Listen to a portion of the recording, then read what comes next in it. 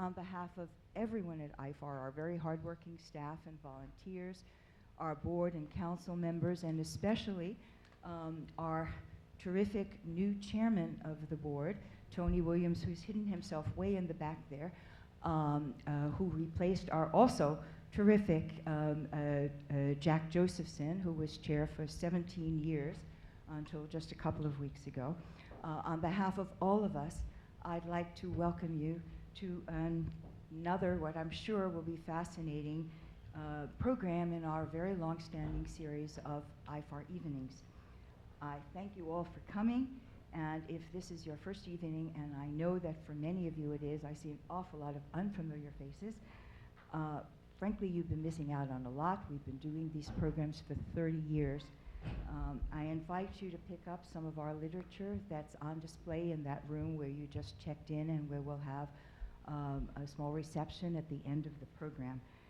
That way you can learn a little bit more about us, and who knows, it may spur you to subscribe to our award-winning IFAR journal, and again, there are copies on display outside.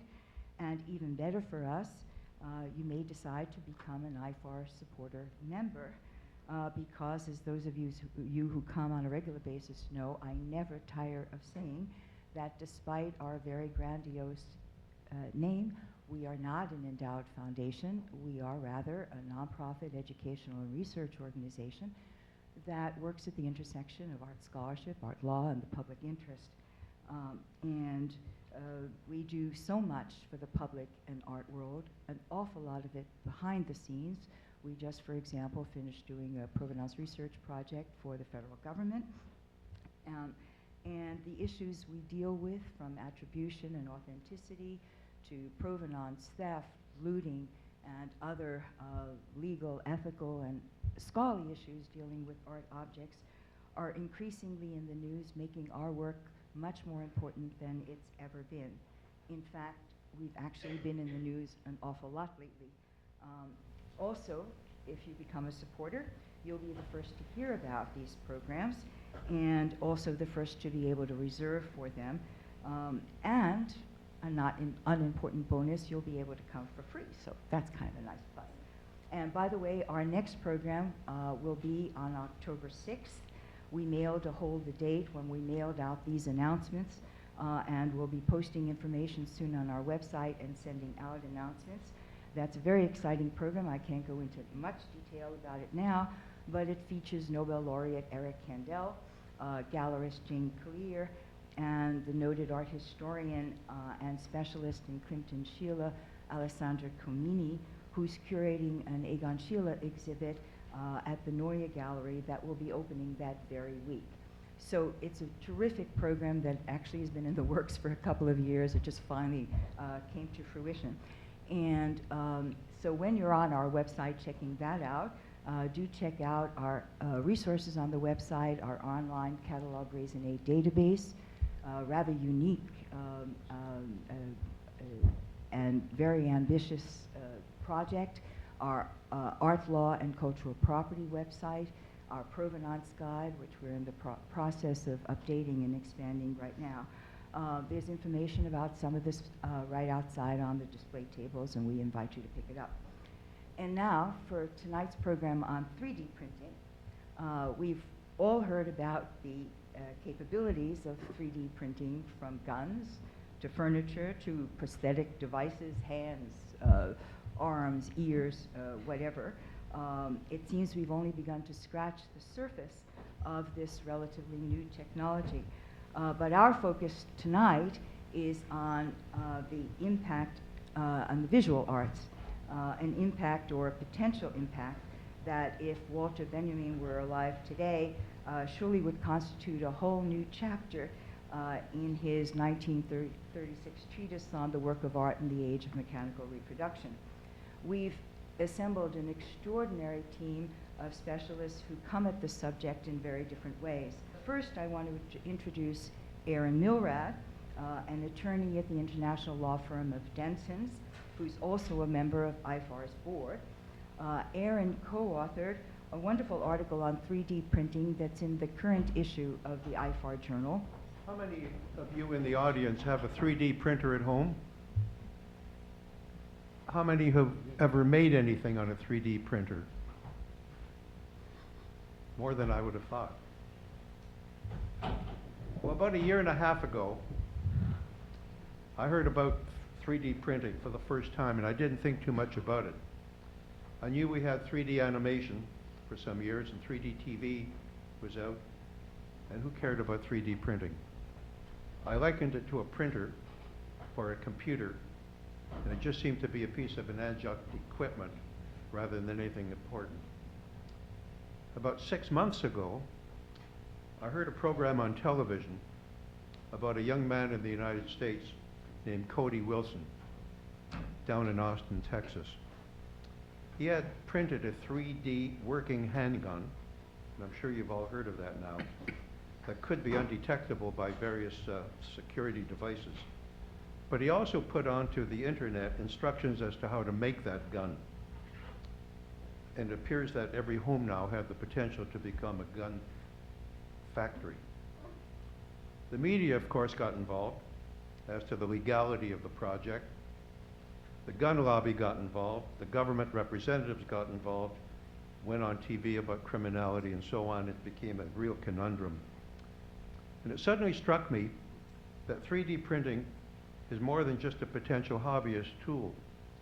It had a significant application and ramifications well beyond anything I'd ever thought of. And following the progress of 3D printing, I thought the printers were too expensive. Nothing much would happen in a while. You had to pay about $150,000 for a really good machine. And then you needed to have some experts who taught you how to run it. But then the penny dropped a few weeks after that when I was working on a case involving fake artwork. And suddenly struck me, wait a minute. 3D printing, fake artwork, sculpture, decorative art, antiquities. Was it possible that 3D printing could be used to create fakes and forgeries? Could you create something in bronze or brass or silver or gold on a 3D printer? Could you create the software necessary to make these fakes? And then my thoughts moved on as to how would then this affect appraisers and people who are authentic experts? What would they have to learn and watch out for? What about the art dealers and the auction houses being offered work for sale that could end up being sold to people who were innocent buyers of fake works? Could we have fraudulent objects now similar to fake paintings as we've had in the past? Could you fool the experts on this 3D printing stuff? And what would the consequences be to the art market? Don Undeen, Senior Manager of the MediaLab at the Metropolitan Museum, I hope will share his expertise in this area. The next week, when I was at an Axel Insurance Board meeting, I raised the question of possible future fraudulent art claims for lost, stolen, or purchased art, which turns out to have been made on a 3D printer, rather than by the artist, or even a fraud committed by the artist in creating extra copies of things that were supposed to be limited. How could we guard against it? A new kind of risk had to be considered for any claim for lost, damaged, or missing art. Is it real? It was not a popular thing to bring up. On the positive side, 3D printing could also be a boon to artists and to museums. Museums could create exact copies of fragile items when going on tour and not risking the damage or damage the original, or substituting a copy for display when the original was out on tour or being restored. And I expect that Axel Rüger, the director of the Van Gogh Museum, will address these kinds of issues and the benefits of 3D printing for the museum. Now, artists could create objects and designs that were heretofore impossible to create. Now that can be created on the 3D printer. They could create works that were absolutely perfect, one after the other, without having to worry about correcting works or altering it, or concerns about the or the last wax process. And I'd recently read of an artist who has a commission now for 500 tiles. And all these tiles are going to be made on a 3D printer, and they'll come out perfectly. And Barry Ball, a sculptor, I'm sure, will deal with some of the experiences he's had with 3D printing in his own artwork. In this 18-month hiatus period for me, I first heard of 3D printing with these big machines and expensive machines, and now I've been reading about the fact that there are cheaper machines, better machines, and you can buy a great machine for under $2,000. There are even companies now who have set up stores where you could come in and use their 3D machines with instructors, and they'll show you how to use them. So you can rent the machine and you can rent an instructor. I decided that I would write an article on 3D printing and contacted Sharon Fletcher, who said that IFAR would be interested. So I got my junior and myself, and we put together the article which Sharon mentioned, which is in the IFAR Journal. And just a few months ago, the Museum of Art and Design in New York put on an exhibition of what is possible with 3D printing, out of hand materializing the post-digital. It exhibited works of art that had been created by the 3D process. Works such as tapestry by Chuck Close, sculptures by Frank Stella, pottery by Tim Napkin, sculpture by Roxy Payne, as well as furniture, different kinds of original design chairs, lamps, clothing. It even included housing that had been made by 3D printing and an example of a shopping center in Spain made from 3D printing. To make the matter more amazing, when you came into the exhibition, you could stand on a turntable, and with the appropriate equipment around you, they could create a 3D sculpture of you for 35 bucks and send it to you so you could have a mighty me or a little mini me.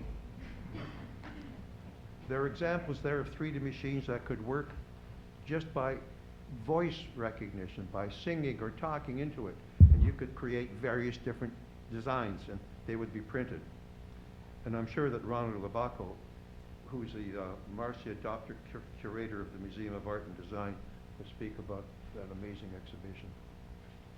These 3D printers can use different powders, different metals, fibers, and even food. Now, you remember watching some of the original sci-fi movies of the future on Star Trek and Buck Rogers, where they used the replicator. These were machines you could eat your meals. You could get your food out of the replicator. Well, we seem to be getting into the replicator future. So 3D art is ready to move forward as an alternate means of creating, equal to and better than existing production and reproduction methods. And it's already used in medicine, dentistry, science, automobile manufacture, airplane manufacture, and many other endeavors.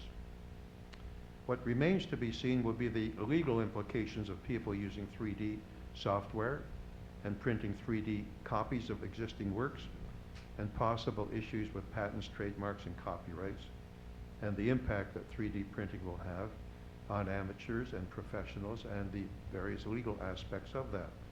And this is an area that I'm sure that James Klaiber will discuss this evening. Now, President Obama, how's he fit in? Well, President Obama added another milestone to his career. He's the first sitting president to have a 3D scanned and printed face and head. The Smithsonian debuted a bust of and a life mask of Obama at the first White House Maker Faire on June the 18th. There he is. And that sculpture will now join the National Portrait Gallery, which also has plaster life masks of Abraham Lincoln and George Washington. According to the museum, several attendees opted to take selfies with this Obama replica, something Obama hasn't done yet himself. But as an aside, you should know that if you search 3D Obama head on Google, you'll find not only this, but chocolate Obama scented soap head, which is mini 3D Obama soap head with a chocolate scent. There's no accounting for bad taste. Thank you.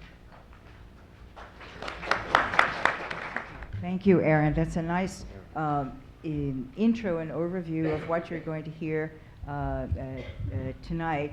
And now for me to introduce our 5 other distinguished speakers who will be speaking in the order in which you see them here on the stage from your left to right. I think I'll introduce all of them now so that they can simply come up and speak in turn without having me interrupt. They've been selected not only because of their personal accomplishments, and they all are really very distinguished, but because they represent the current range of uses and approaches to 3D scanning and printing in the art world, starting with the creative end of an actual artist and curator of the wonderful exhibition that Aaron just mentioned,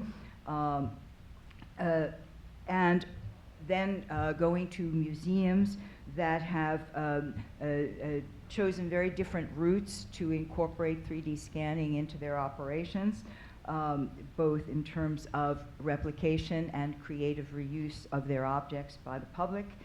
And because this is an IFAR program, and those of you who know us know I love to stick in something about legal issues, we have an attorney, a patent and copyright attorney, who will be talking particularly about those issues, a little bit less, I think, than the forgery and fraud, which are that Aaron alluded to, but are in a way down the road, if you will, and alas have always existed even before 3D printing. That's just going to be made perhaps a little easier with the new technology, but I'm not sure it's there yet to fool very knowledgeable people, but certainly to fool perhaps others. Those of you who are lucky enough to have seen the exhibition that Aaron was just describing, and really it was a fabulous exhibition at the Museum of Arts and Design, know how wonderfully it showcased the variety of artworks, and both fine art and design, created with the new technology. Frankly, I was dazzled when I went to that exhibition. I went thinking I'd spend about a half hour, an hour, and 3 hours later I walked out of the museum. I really thought it was quite terrific. So I was thrilled when its curator, Ron Labaco, who is a former curator at the High Museum of Decorative Arts at the High Museum, agreed to participate in this program. Ron will be followed by a sculptor, Barry X. Ball, who also dazzled me, whose works were featured in that exhibition, and who has made incredible use of the 3D printing process that he's going to go into some detail. I think you'll be quite amazed about it. Barry, just as an aside, is represented by Speroni Westwater Gallery, so you can go see some of his other works there. And you'll see how in an artist like him, and there are others of course as well, how 3D printing can be used in a very creative, imaginative way, and often inspired by old master works, but these are not simple replications of these old master works. Then Don Undeen, who's the senior manager of the Metropolitan Museum's MediaLab, will be in a way representative of those museums, and the Art Institute of Chicago is another one that falls into this category, who have been 3D scanning their collections and making these scans available for the public for creative reuse, which is a far cry from my experience all these years in going to museums where you had to very surreptitiously take a photo, let alone easily get permission to reproduce a photo. I was actually quite stunned to learn that the museums have been doing this and making them available on the web and elsewhere, but he'll go into that. Now, Don also brought, and I know I promised this in the announcement, Don also brought a printer with him, which is behind me here, and one of the reasons we, a 3D printer, and we were going to have an actual demo, but I will let him explain sort of what happened. It's one of the reasons that we were seating a little bit late. We were hoping to tinker with it a little bit more. But again, I will let him go into that. But this is a 3D printer, a small 3D printer behind me. Then Don will be followed by Axel Rüger, the director of the Van Gogh Museum in Amsterdam and a former curator of paintings at the National Gallery in London, who takes long-distance honors for coming to this program tonight, flying in today from Amsterdam to be at this program. So we're extremely honored that he agreed to participate in this. And as you'll hear, the Van Gogh Museum has taken a very different approach to its use of 3D printing because it's reproduced via 3D scanning and very high-end printing several works from its extraordinary collection as part of a project it calls Relievos. The project, which I guess I don't mean this to be inhospitable, is not without some of its detractors because of its reproduction. It's really quite extraordinary in the quality and effort that it's gone to replicate some of the most famous paintings in the world, really, front and back of the paintings. But I'll let him describe that to you. And the rear guard this evening is held up by James Klaiber, a partner in the law firm of Pryor, Cashman. And Jim is also chairman of the patent committee of the New York City Bar Association. And he's going to provide a framework for some of the patent and copyright issues that either have already or may come to us with the greater use of 3D printing. After the talks, which will each go on for approximately 15 minutes, between 10 and 15 minutes, we will open the program to discussion and Q&A. Those of you who come know we love Q&A at IFAR. So please hold all your questions to the end. And then afterwards, I will invite you all to join us for a reception outside. And please, if you haven't already done so, if you wouldn't mind turning off cell phones and other things, because it can be kind of disruptive to the speakers. So with no further delay, I'm very, very happy to introduce you to Ron Labaco of the Museum of Arts and Design. So, thank you, Sharon. Thank you for inviting me to tonight's event. And Aaron, thank you very much for providing such a wonderful overview of many of the issues surrounding 3D printing today. As they both mentioned, I'm a curator at the Museum of Arts and Design. We're at Columbus Circle, if you haven't been to our museum. And I organized the exhibition Out of Hand, Materializing the Post-Digital. It opened last fall and ran through this spring, and it was highly successful. I mean, beyond our wildest expectations, one of the most highly attended exhibitions the museum has ever mounted. And it was very interesting because a museum that started as the American Craft Museum, mounted an exhibition about digital fabrication. And there was this misperception, I felt, that many people feel that the use of digital technologies in the creation of art and design doesn't entail the hand, that it's press and print, when in fact I wanted to underscore that it was the exact opposite.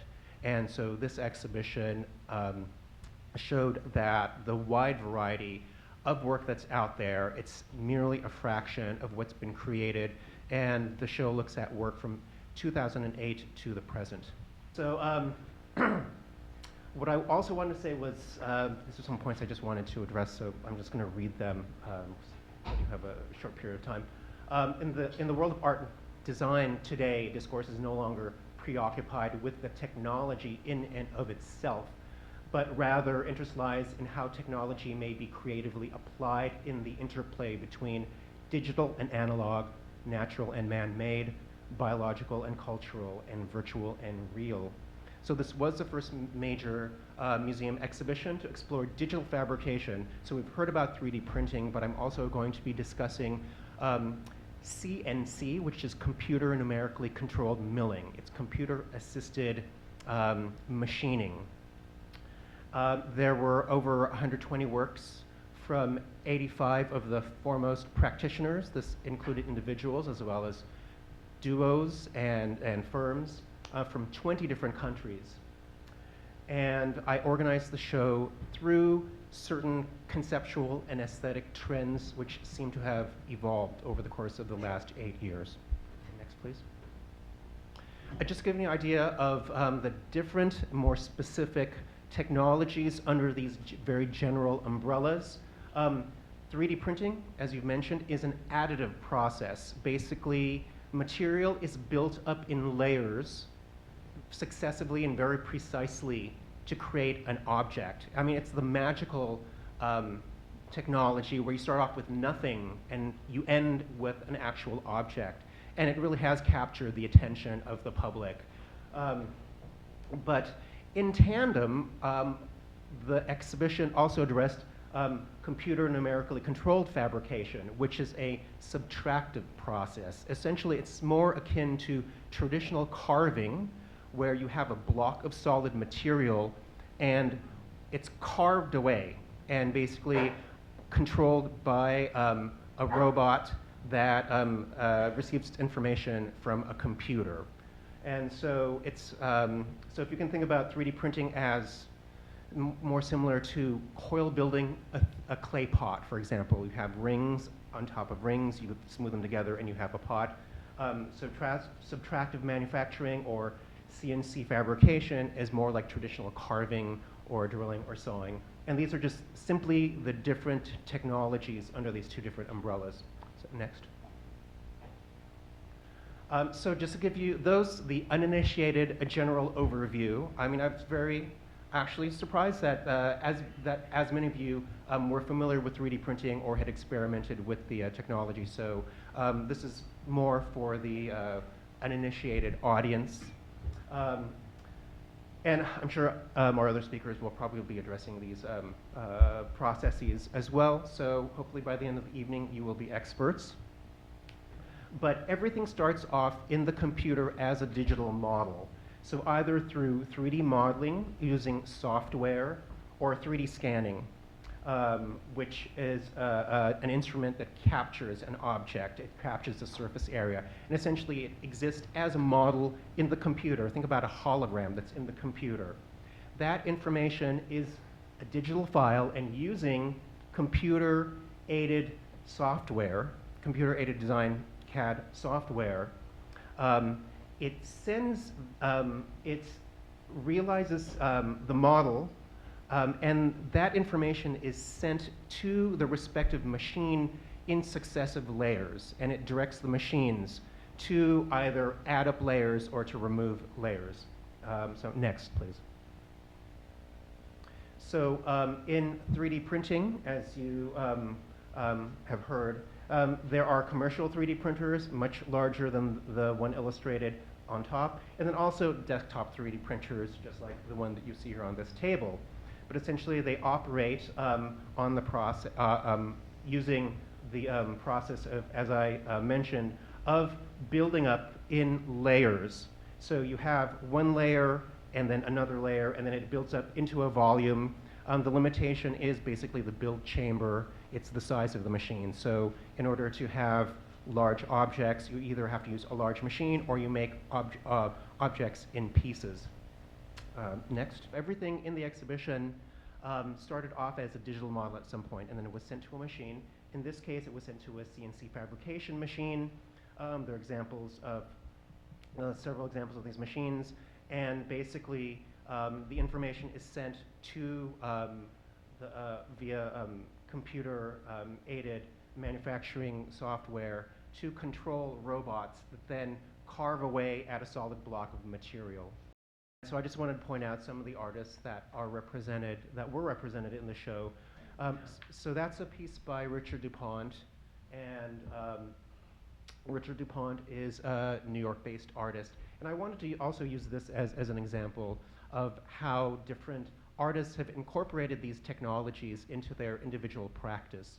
So in 2001, Richard DuPont scanned his entire body. He wanted to capture it as data, and then he wanted to apply that into future artworks. And so he made a series of works. In this case, in 2008, he created this figure, which is a little larger than life.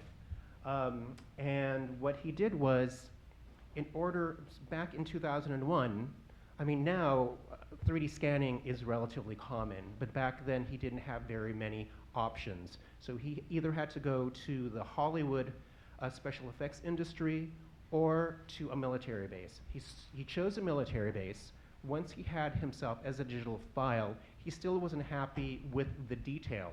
So he had to cast his head, his hands and his feet and other body parts, and then scan the plaster cast, and then stitch that together into a full model that had all of the detail. So again, it's the extent that these artists go to in order to use the technologies as they exist and manipulate them in order to bring them up to a point where they feel comfortable using them. So once he had his digital file, his figure, he then manipulated in different ways. In this case, he ran a wave through one direction. So if you imagine an X, Y, and Z graph, he ran a wave through it. So as you walk around this piece, when you look at it head on, if you're looking at the parallel plane, you see this wavy, this sort of exaggerated watery effect. But as you walk around it from certain perspectives, when you're looking at the parallel plane, it dissolves and the silhouette remains that of a normal figure. So he started off with 3D scanning and then the model. So how did he achieve this? He then had the digital file with the sort of the wavy aspect to it, and then he used CNC milling to mill a foam copy, a version of the sculpture in parts that was then assembled, finished, and then he created a mold, and then he cast the piece in polyurethane. So again, it's not about the economy of time, but the technologies as they're being used by these different practitioners. So I just want to point that out as one example of the multi-layered, multi-step process that most artists and designers utilize these technologies. So again, it's not press and print, but it's part of a larger approach, an individual approach. Next, please. So in the exhibition, we had works that were influenced by nature. The white figure is an imaginary iceberg by Maya Lin, made from milled foam that is covered in plaster. And basically it came out of a project in which she realized in 3D the bodies of water, of known lakes. This was an imaginary body of water, so if you imagine that there's the water line and then a reflection of the iceberg and the revealing the body of ice below the water line. Next, please. This section is called New Geometries. On your left, there's a sculpture by Frank Stella, and so not very many people know that Frank Stella, since 2006, has been using 3D printing in some of his artworks. It came out of his interest in architecture and creating architectural models. Frank's work is distinctly different in terms of the application of vibrant color.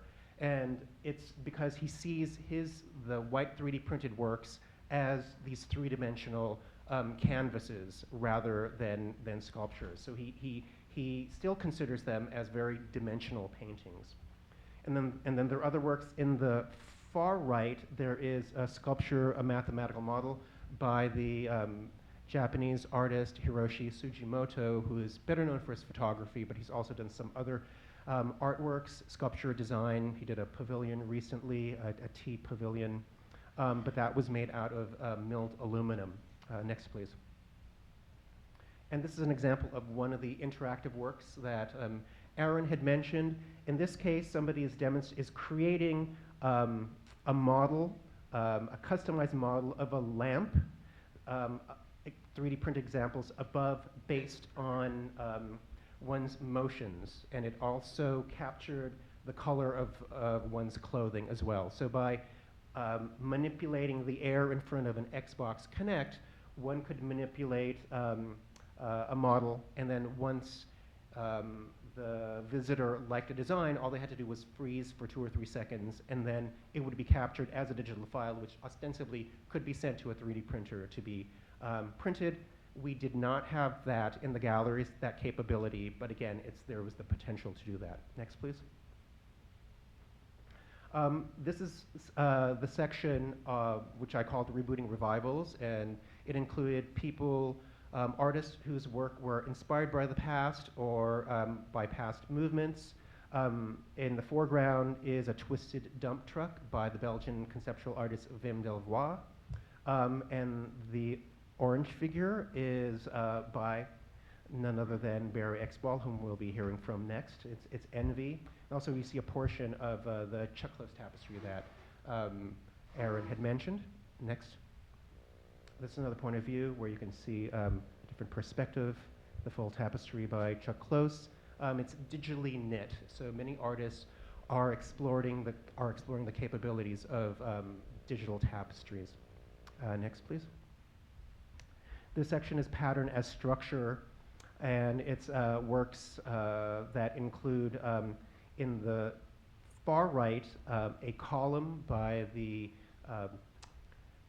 German architect Michael Hansmeier, in which he created a column that had 6 million individual facets. He created that by using laser cutting to cut 2,700 layers of cardboard very precisely, so that when they were simply stacked, that the form that he was able to capture was very intricate, very organic, and that project was based on the idea of morphogenesis or cell division. And so he explained it as if you have a piece of paper and you fold it in half, you have 2 faces. You fold it again, you have 4. Well, just do that again and again and apply that to a volume. And so he was able to create this incredible column, and more recently he has 3D printed similar interiors, which he's called a 3D printed grotto. Next, please. And then, as was also mentioned, this section is called Processuality. So we had some pieces by Roxy Payne from his Scumac artwork. Next. And then on the center table, some works by Alan McCollum that were digitally milled. And then in the background on the left are digitally extruded cement sculptures by Anish Kapoor. So next. And this was just a 3D printing sort of studio that we had where people would come and experience the technologies firsthand. Next, please. So I also wanted to just show, explain that 3D printing is is really at the forefront of these technologies, and it is the most sort of engaging. And just on a weekly basis, blogs are addressing this technology. So just this week, Design Boom had an article that showcased several 3D printed works. In this case, Jake Evel created this Cortex cast system actually last year, and it was the idea of creating a cast for fractured or broken bones, for example, but based on an exoskeleton in which they could scan the limb for a very precise fit, and with the possibility of really changing how casts are made. He also explained that since it's made out of 3D printed nylon, it's a little more hygienic, it can be washed, and ostensibly it can be recycled. Next. But in the exhibition, there were other works that dealt with these similar issues. Scott Summit in 2011 created bespoke fairings. Basically, they were customized decorative plates for below-the-knee prostheses. And so they were used to apply to the exterior of prostheses. What they did was they scanned the existing limb for symmetry, and then the decorative plates were either 3D printed or they were milled. In some cases, they could use leather that had been dyed to simulate tattoos, if that was the desire of the individual. Next. As well as in the exhibition, we had 3D printed fashion. So shoes that are an extension of the feet bones, ostensibly. There were many works in the show that were inspired by the growth of bone and bone structures. Next. Also in the Design Boom article was this interesting conceptual project, again, which is still being realized by Shamis Aden, called the Amoeba Trainer, in which she's using 3D printing technologies combined with protocells, which essentially are units that are similar to cells but don't have cellular function. They have similar capabilities, and in this case, it would be to create footwear that responds to the user. Next. And then in the exhibition, for more commercial purposes, in 2012, Nike introduced a digitally knit shoe that was made for the marathon runners for the 2012 Olympics, and it was based on the idea of digitally knitting an upper that was based on the idea of tendons wrapping around the foot. Next. And then finally, I wanted to address or show you this piece. It's a silk pavilion by Neri Oxman from the MIT Media Lab. And she oversaw a project in which she created this 100 square foot pavilion where she harnessed biological processes, in this case, silkworms, to help her create this, this tent. And so she examined the sort of patterns in which silkworms created their cocoons and then created the structure. Next. And here's an example of a few of the 6,500 silkworms that contributed to the creation of that pavilion last year. Next.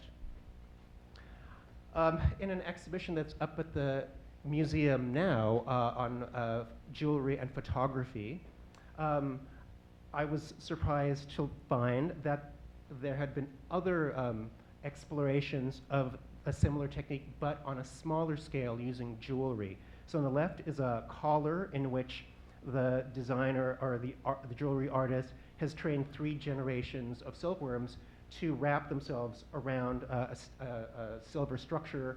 And then he's also a conceptual artist. So if you come to the exhibition, there are videos of silkworms actually weaving works as they're being worn by individuals.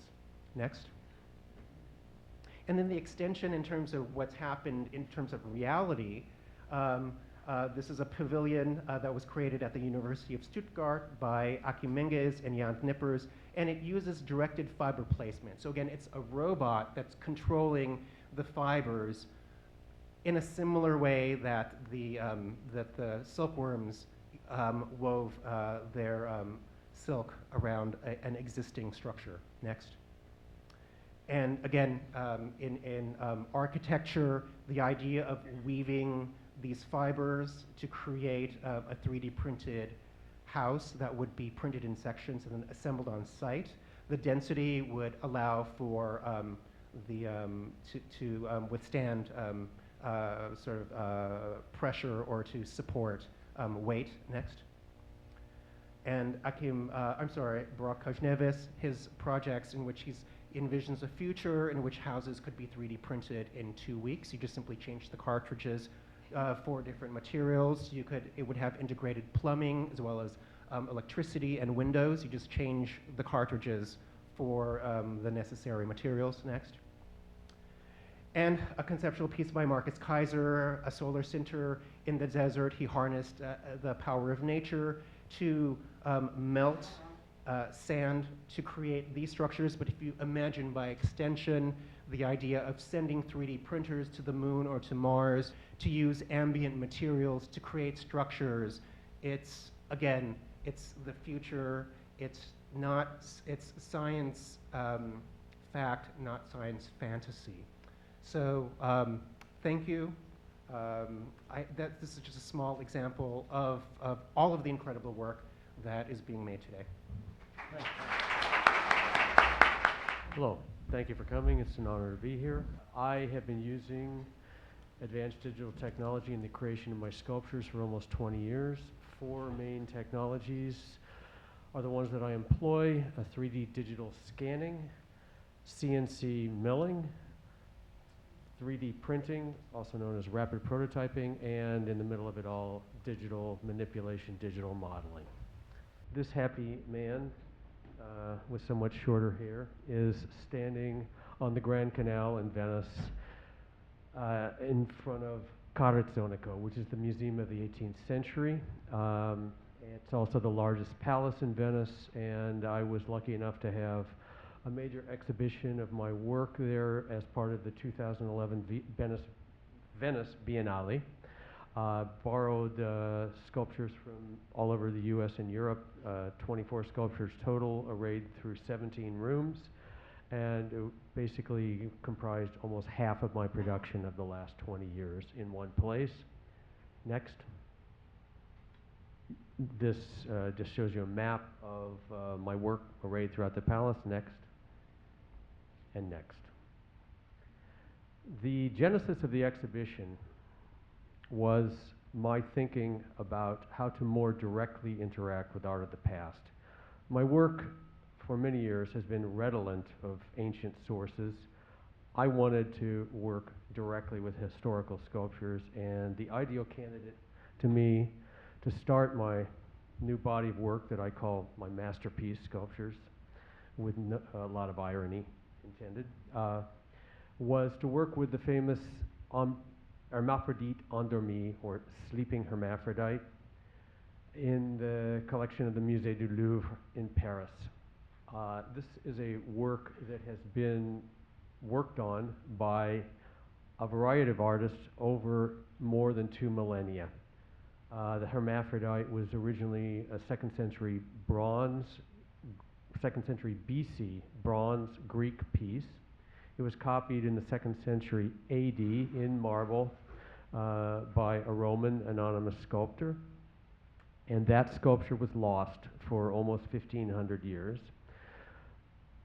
It was unearthed around the Baths of Diocletian at the time of Scipione Borghese. It came immediately to his collection, and he hired the young house genius Gian Lorenzo Bernini to create a bed for it. Originally, the hermaphrodite was sleeping on a slab, just the hermaphrodite and the drapery. Briefly, the story of the hermaphrodite. Yes, it's titillating. Next. And next. But it's also a love story. Hermaphroditus was the beautiful young son of Hermes and Aphrodite. The nymph Salmancis fell in love with him. He rejected her. One day he was bathing in a pool of water and she came tripping by, couldn't resist, grabbed him, and as he was pushing her away, she shouted out to the gods, "Let us be united." And they were in one body. Next. My idea was to take the work of all those artists. There were others like David Laric who had done figure restorations. If you see that piece at the Louvre, it's a mosaic. And I wanted to make it a monolith, to write the final 21st century chapter in the work's history by carving it out of one massive block of Belgian black marble. So this is a rendering, and I'm sorry it's so dark, but it is a dark installation, of my black version of the sleeping hermaphrodite, sleeping in the middle of the famous Brustolon room. Andrea Brustolon was a fantastic Baroque woodcarver, and all the furniture and pedestals and freestanding sculptures in this room were carved by him in rare woods, ebony, boxwood, etc. And the figures are all male African figures. They were depictions of the, quote, Moors, i.e. slaves. And so my idea was to have this sensual black figure rising amongst the African males. I proposed this as a one-work exhibition, and it eventually grew into my show at Curator, Portraits and Masterpieces, which had 24 works arrayed throughout the museum. Next. So most people who ask about how my work is made say they get the part about how we get something into the computer. We've all taken a digital photograph and know how to get that into a computer. We've all scanned a document and been able to get that into a computer. The question is, how do we get it out?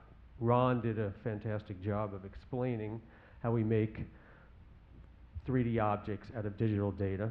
But I'll follow that sketch in more detail. First thing I did was to use a state-of-the-art Breukman white light scanner, and we took about 400 individual 3D images next and pieced them together. Here we are working.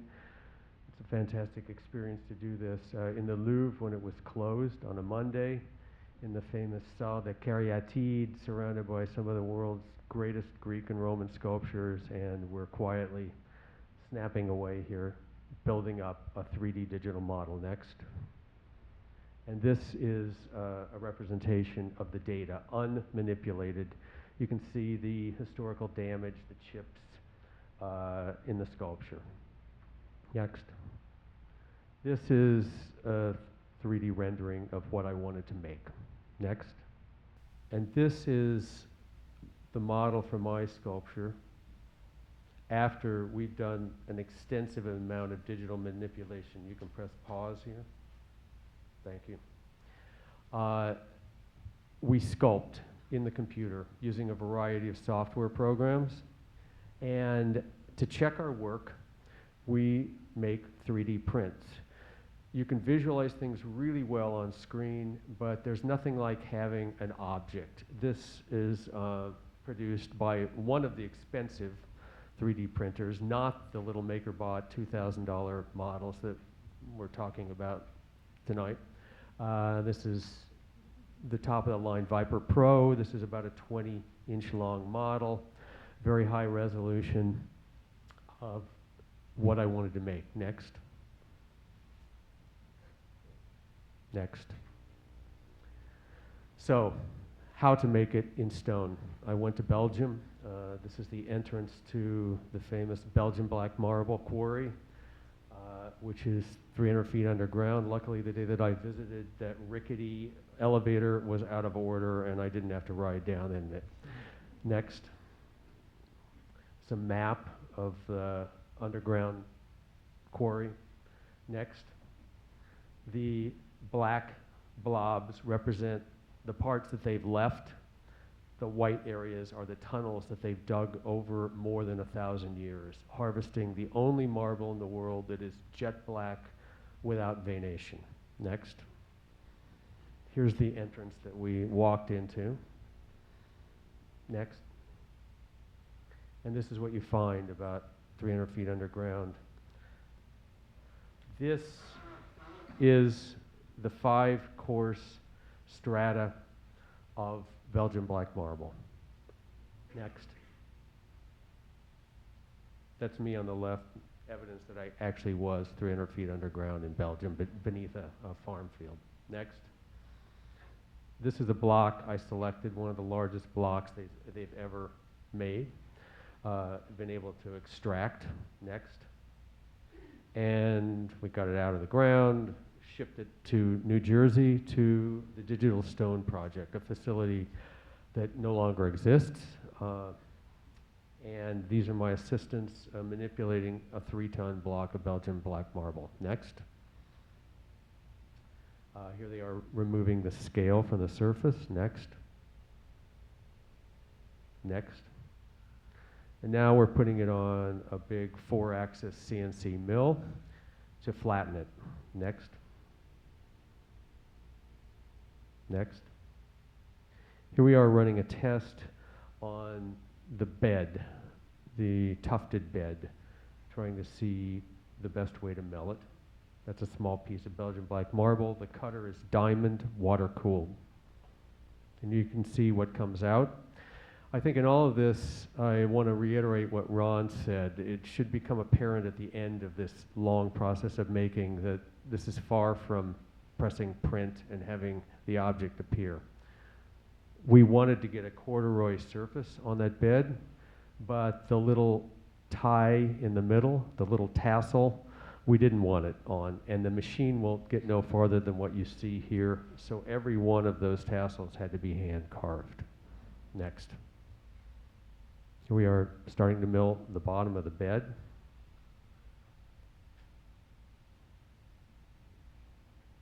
We use progressively finer cutters. This process that I'm showing now with the CNC milling on a big 5-axis OMAG mill took 7 months.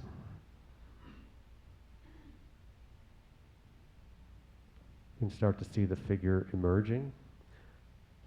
The water is used not only to cool the cutting operation, but to flush away the stone slurry. So this very expensive black marble, a 3-ton block, we end up with a 1-ton sculpture. 2 tons of it are vaporized, basically. Then we brought the work to my studio in Brooklyn for hand detailing to begin. Ultimately, we spent more than 5,500 person hours handworking this sculpture after all of the digital work, scanning, and 7 months of CNC milling. Next.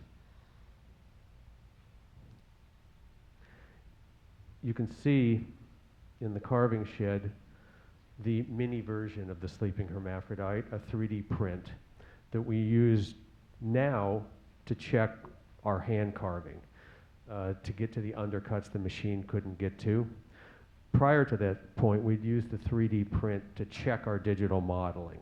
Now we're doing it as our guide to the actual physical carving. We're using it for that purpose. Next.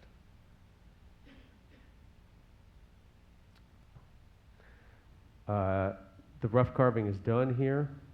My assistants are always embarrassed by this shot, but it was one hot day. We're building a frame to flip the sculpture upside down so we can do the final finishing operations on the bottom. Next. Next. Here we are rolling it over. Next. And pushing it back into the carving shed. Next. Next. Now we're working on it upside down. Next. And here's my proud crew of assistants posing with the rough carved sculpture. Again, over here is the rapid prototype model. We're not done yet, though. Next. Now starts the careful polishing process, progressively moving through the grits up to 12,000 grit, and then various polishing compounds like aluminum oxide, tin oxide, etc. Next. Once the figure is polished, we mask it. Next. And here we are designing the base for the sculpture, also to be CNC milled out of white Carrara marble. Next. We lightened it so that it would weigh only 1,576 pounds instead of almost 3,000 pounds without the center removed. Next. Stainless steel reinforcing bars to be able to lift the sculpture. Next. The block of white Carrara marble. Next. The dimensions of the sculpture. Final weight, 1,900 pounds. Next. And the finished work. Next. Next. Next. Notice that we kept one wound from the past, one vestigial removal of the fingers. I decided to leave them broken as kind of a Duchampian play on art is in the head, not the hand. In the case of this sculpture, there was a hell of a lot of handwork. Next. Next. Next. Next. Throughout the catalog that accompanied my exhibition at Curator, I paired images of my work with photographs I took of the fixtures and sculptures that were in the rooms where the works were displayed. There's one of those amazing Brustolon ebony sculptures of the Moors in chains. Next. So again, here was my dream. Next. and its actual realization with my sculpture underneath this incredible Murano chandelier in the Brustolon room. Next. Now I'm going to talk about a work that was in Ron's out-of-hand exhibition, and this one was realized mainly through 3D printing. It's my work inspired by Umberto Boccioni's famous Unique Forms of Continuity in Space, a futurist icon and masterpiece. You can see one of the Boccionis, and there are many, at the Guggenheim right now in the incredible survey of futurism. The one that's at the Guggenheim right now is in the permanent collection of the Metropolitan. My idea was to take what Boccioni had started and finish it. Next. These are some grainy old photos. This is an assistant, Umberto Boccioni, Boccioni's mother, and Bala, the another futurist artist. In the mother's living room, Boccioni was poor, and he was not a sculptor. He hired two plaster workers, an old man and his son, and had them make the sculptures. Next. But the sculptures were never realized in any permanent material. This is a depiction of the unique forms of continuity at its only exhibition during Boccioni's lifetime in Paris. Next. Here it is again. Next.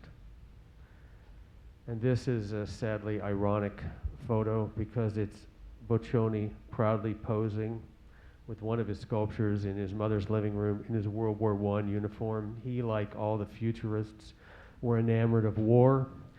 He took off to war and was dragged to death by a horse. Hence, the realization of his sculptures was lacking in any permanent material. Next. This is what he left. This is the original plaster. It's now in the museum in Sao Paulo, Brazil. It's been damaged and restored many times, so it bears somewhat of a resemblance to what Boccioni left. Next. This is one of the many bronze copies which were made posthumously of the plaster original. There are second and third and probably fourth generation casts. I'm not an expert in how many Boccionis there are and their provenance, but there are 20 plus of them in the world, in the Tate, the Metropolitan Museum of Modern Art, Milano, etc. Next. I was given access to this one in Switzerland, and we 3D digitally scanned it. The problem with this is that whoever cast this one eliminated the integral base plate that was in the Boccioni original, and this is probably a third generation cast. Every time you make a bronze, it shrinks. You make a copy of a copy, it shrinks again. So the presence of the sculptures that we feel when we're standing in front of them in Metropolitan, MoMA, etc., is diminished because we're not seeing what Boccioni left. Next. This is my 3D scan data of that sculpture. Next. And this is the digital model we created. My goal was to take what Boccioni wanted to do, which was to depict the fourth dimension and make it physical, to show a figure in motion and the space around it and unify them. We took every curve of the Boccioni rough bronze and turned it into a NURBS file to create the joke, was it the studio, the Ferrari of Boccioni's. Next. Next. Next. My plan was to realize it in mirror polished 24 karat gold, to extend the Boccioni concept so that it reflected the world around it in the ultimate metal. Next. Example, a rendering of what I wanted to make with all of the curves and forms perfected. It's pretty obvious how rough and crude this one is. It's in the collection of one of the major museums of New York. Next. My version on the right. One of the Boccioni branches on the left. Next. A rendering of what I wanted to make.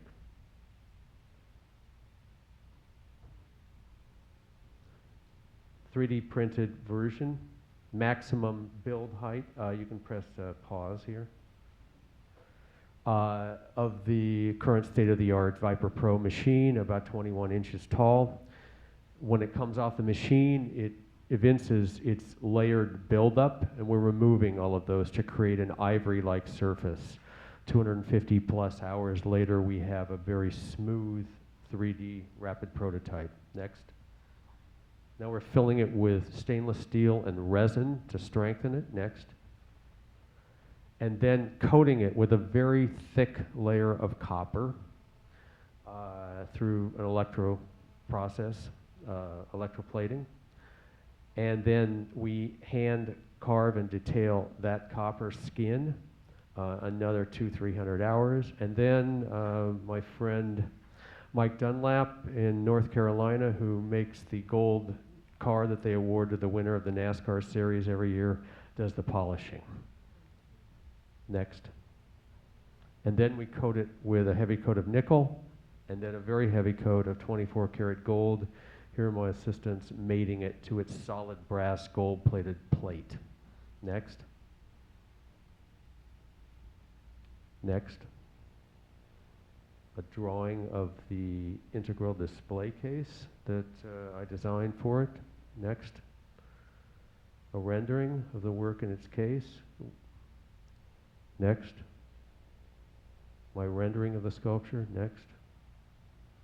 And the sculpture as exhibited in Ron Labaco's show at MAD. Next. This is the dimension of the actual plaster that Boccioni left for us, and I was lucky to have the cooperation of the museum in Sao Paulo. And my next iterations of this sculpture are going to be at the actual scale that Boccioni intended, although this time in a variety of materials, translucent and reflective, to again extend the Boccionian concept of unifying the figure with the space around it. Next. So this is a rendering of a piece we're working on right now in translucent white Iranian onyx. Next. In Belgian black marble. Next. And in solid stainless steel, CNC milled as the helmet that Ron's video depicted. Next. And this is my most grandiose version of it. Excuse my ambition. It would be a 3 meter, 10 feet tall version for Tadao Ando Museum in central Beijing. Next. The inspiration being the famous Nike of Samothrace on the steps of the Louvre. Next. And here's a rendering of the museum with my work on the steps. Next. Next. Next. I'm going to quickly run through a project in process. If you don't know this handsome smiling man, this is His Serene Highness Albert of Monaco, and I'm working on a portrait of him. Next. He came to my studio and was scanned and photographed. Next. Next. Next. Next. Next. This is the digital version that we've created. The scans only got us started, and we did a lot of digital sculpting to get to this point. Next. Next. Next. My concept is to make something with 3D printing that wouldn't be possible with any other technology. And I wanted to generate the head from the inside out. Next. And make it out of seaweed. Albert is a great supporter of the conservation of the world's oceans. He has built an incredible oceanographic museum in Monaco, and in homage to that. I wanted to create the sculpture out of seaweed. Next. Next. Hidden in the back is the crest of Monaco, the crown. A for Albert. Next. Next. This is an initial 3D print. Ultimately, it will be printed in direct stainless steel. Okay, that's it. Sorry I ran a little bit long, Sharon. Hey everybody, my name is Undeen. I'm the senior manager of the MediaLab at the Metropolitan Museum of Art. It's really awesome to be on stage talking to you all with such a illustrious group of gentlemen over here. And thanks to Sharon for inviting me. We've seen some really amazing, high quality art created through 3D technology. I'm not going to talk about that. I'm going to talk about the weird stuff we do at the MediaLab. Oh, sweet, this works. Great. So a little bit of background on what the MediaLab is. We've been around for about 2.5 years, and it's been a process of discovering what should a MediaLab be at the Metropolitan Museum of Art. And what we sort of struck on is a methodology where we invite New York's creative technology community into the museum in conversation with our curators, educators, conservators, to talk about ways that the museum's content and expertise can be used in new ways and can be created as dialogue where new technology is in conversation with thousands of years of art-making technology that we represent in our space. As a little bit of background, the Met has a few 3D printed objects in its collection already. In 2007, we got the Fractal MGX table. This is an algorithmically designed coffee table, 3D printed. These 3D printed men. This looks not unlike what you would, what we see coming out of these printers that I have behind me right now. But this was acquired in, this was made in 2000. So we've had these things for a little while. But what's made this really interesting, why we've really struck on this kind of stuff, is not just 3D printers have come down in price, right? Patents have expired, so now these 3D printers are available at a much lower price point, so people are starting to use them. We were really interested in 3D printing and how we can explore it in our museum. But what made this really cool for us was the advent of this software called 123D Catch. Now, no one's talked about this yet because for really high-end 3D scanning, you wouldn't use this. But what 123D Catch is, it's free photogrammetry software that runs on the cloud. It's by Autodesk.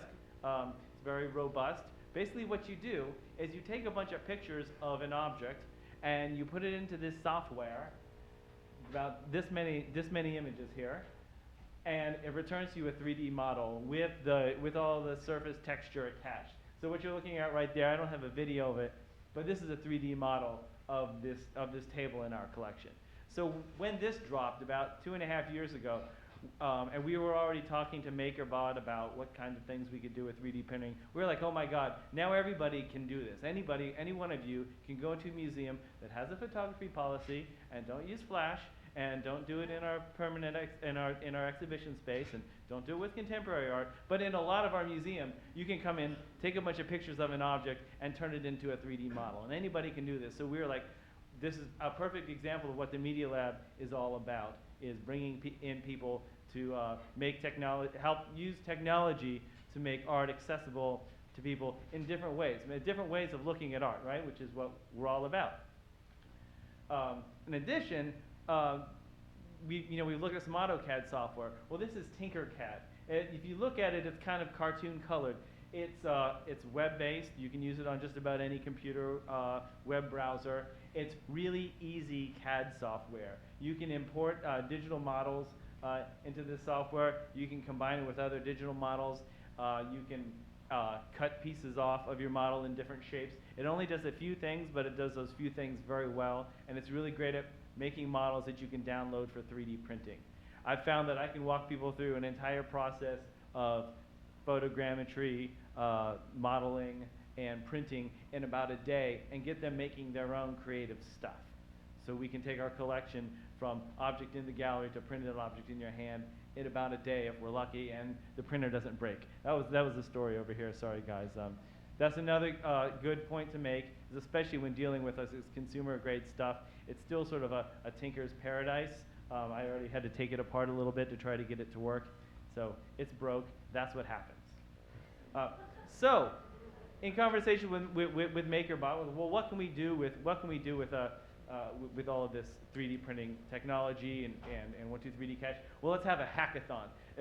For those of you who aren't familiar with the concept of a hackathon, basically you get a bunch of smart people in a room, give them a bunch of caffeine and pizza and beer, and you give them sort of a problem space to work in and a bunch of Wi-Fi and let them go nuts. So we invited about 30 digital artists who are part of the New York's 3D maker, creative, hacker, software developer scene, and we invited them into the museum. We spent 3 days.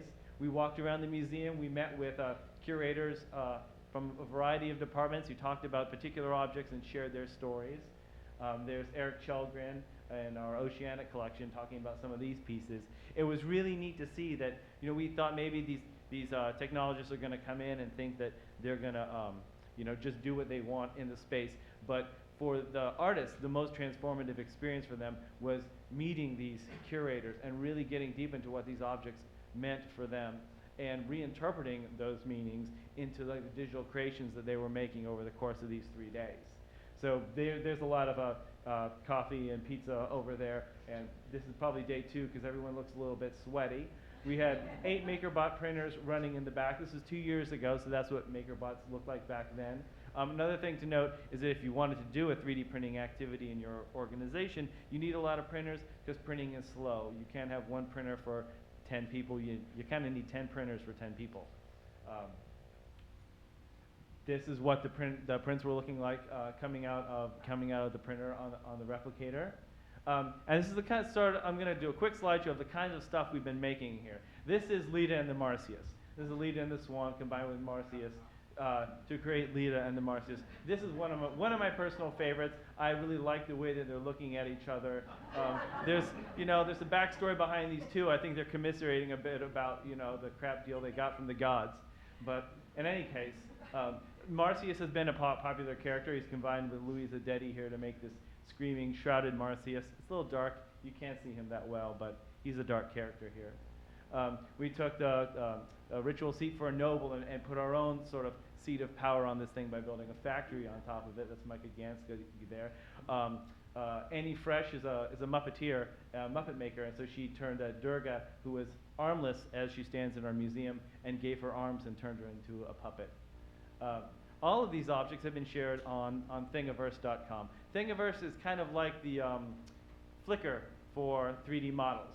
People can upload models, download other people's models, make something new and share the things that they made. If you take a model and you make something new based on it, that's called a remix, and those objects are connected on the site.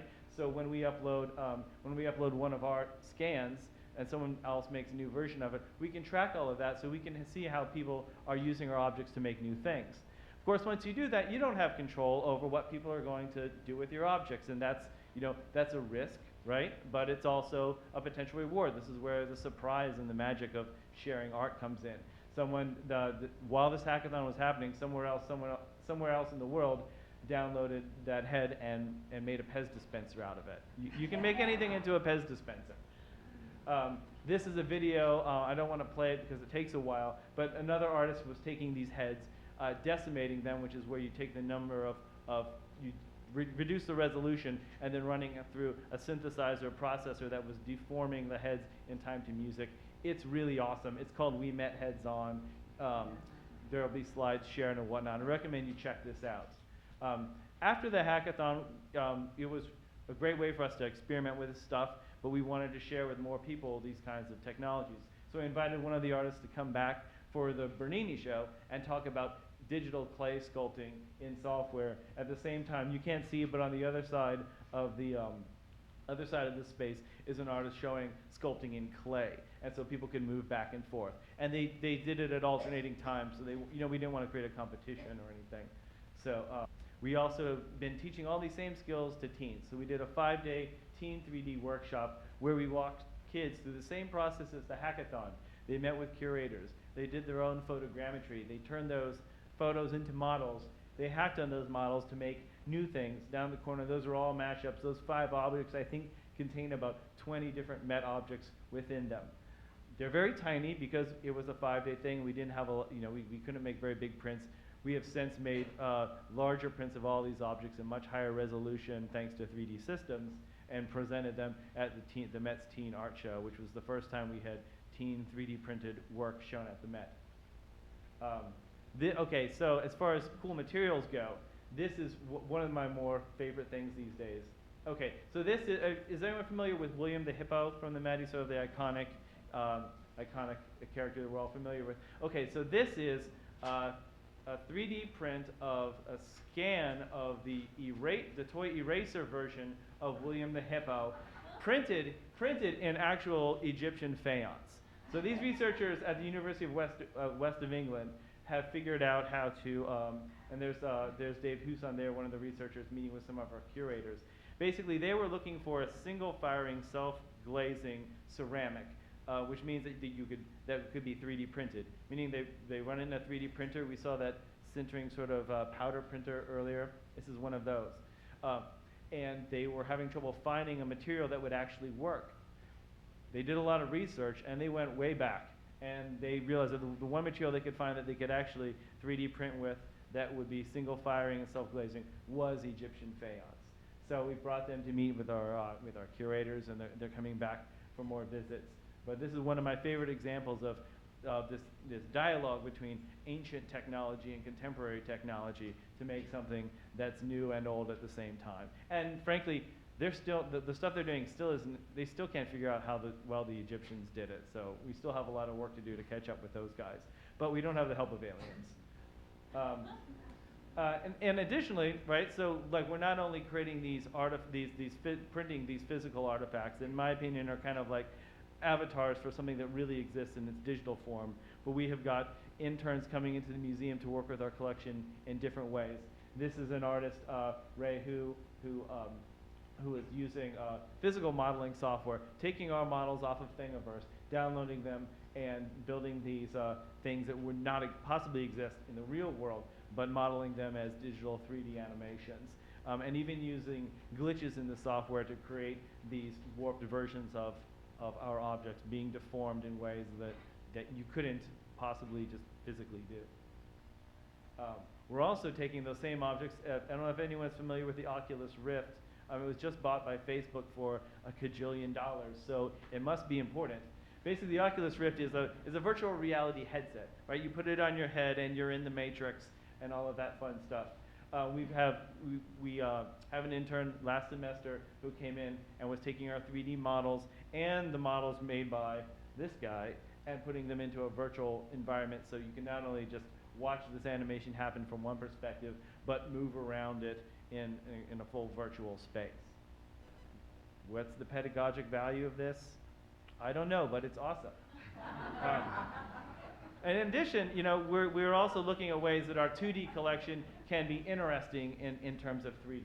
So this artist, Ryan Kittleson, has been algorithmically processing two-dimensional paintings, extruding the light parts up and the dark parts down to make this piece. I don't know if anyone can tell from this angle, but it's really fun when I hand this piece to people because they rotate it around, and then when they look at it straight on, they always jump a little bit when they recognize Rembrandt self-portrait.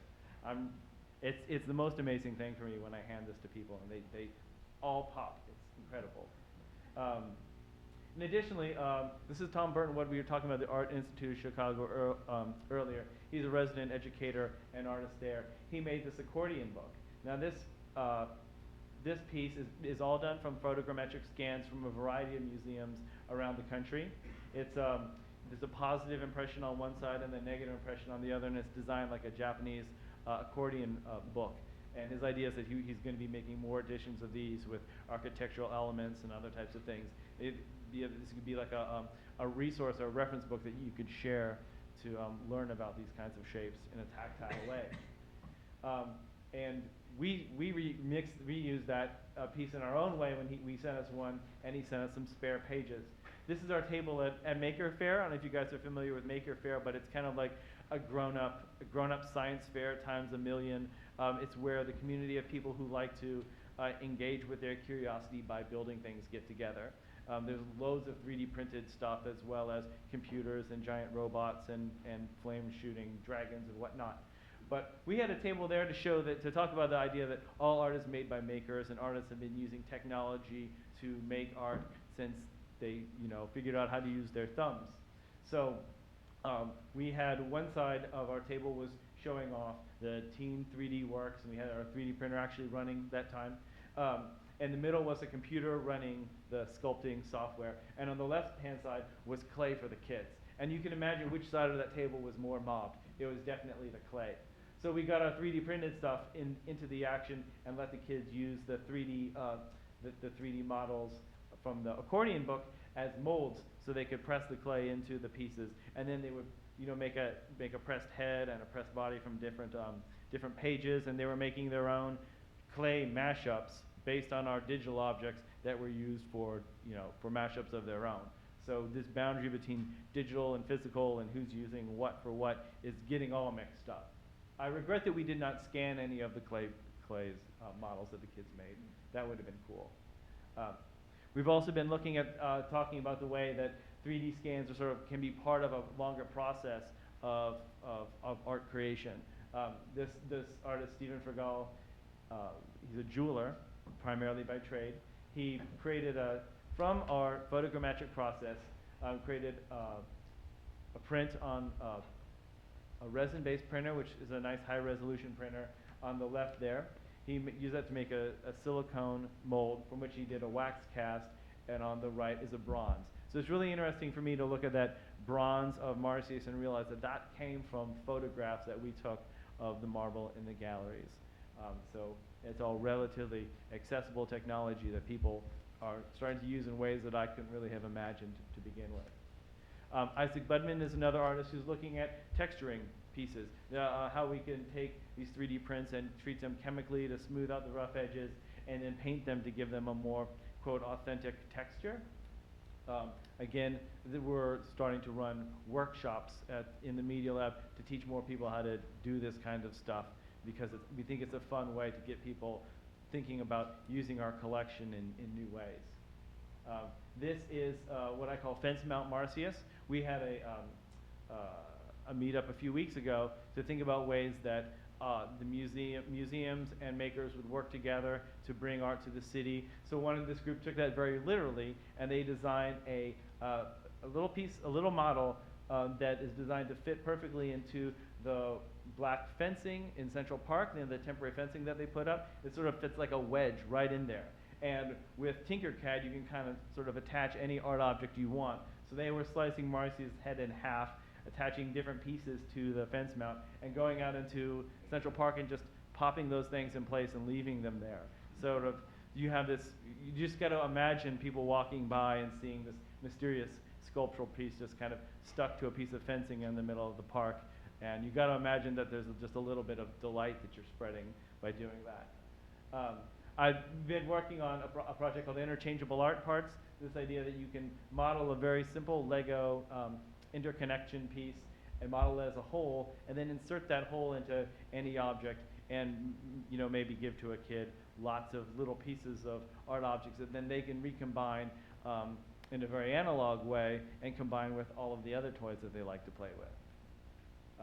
We were also looking at the idea of how to decorate garbage and trash. This meetup, one of the artists made what we call a gum stamp. The idea that if you see a gross piece of gum or something gooey on the ground, instead of picking it up, which probably you should do, you can stamp it with your art stamp and turn it into, that's the head of Teddy Roosevelt there. That's from the Museum of Natural History. And then on the right there is Hercules, but she wanted to give him bug eyes, so she gave him bug eyes.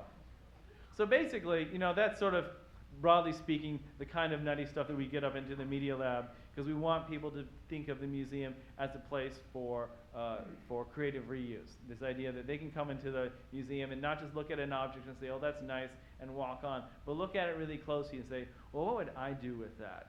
Could I make that into a Pez dispenser? The important art historical questions that we all want to address.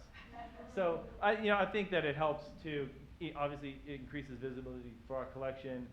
I think that even just the act of slowing down and looking at an object and thinking how you might use this maybe in a, you know, a not very serious way, you're still slowing down, you're still looking at those curves. I know for myself that when I go into the museum and I see Marcia again, I feel like he's sort of my personal friend because I've spent a lot of time looking at every little curve on his head.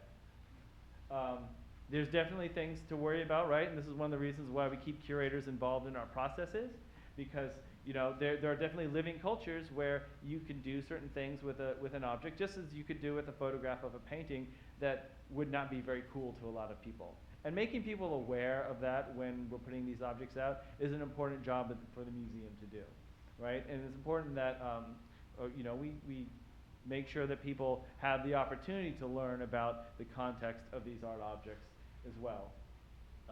So sort of some of the best practices that we promote.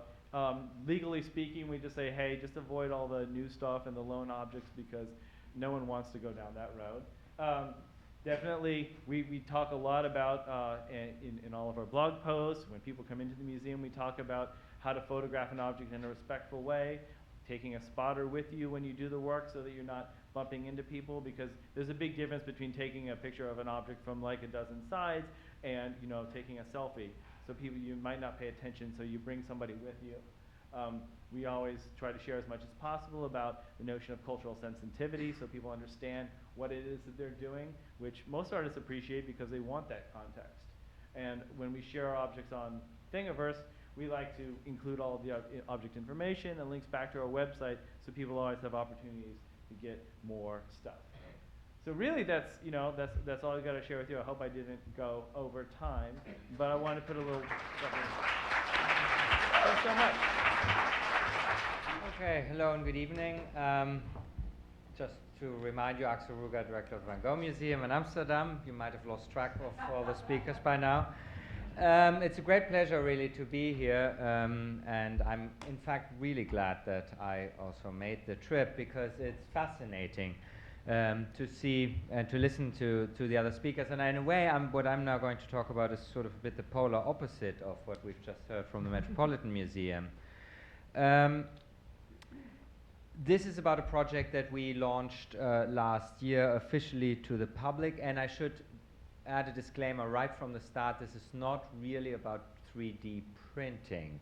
It is another sort of 3D sort of dimension, if you like, another aspect of it, and I will go into that in a minute. Now I have to see, this must be forward, yes. I start with the mission, you finished with the mission, Don.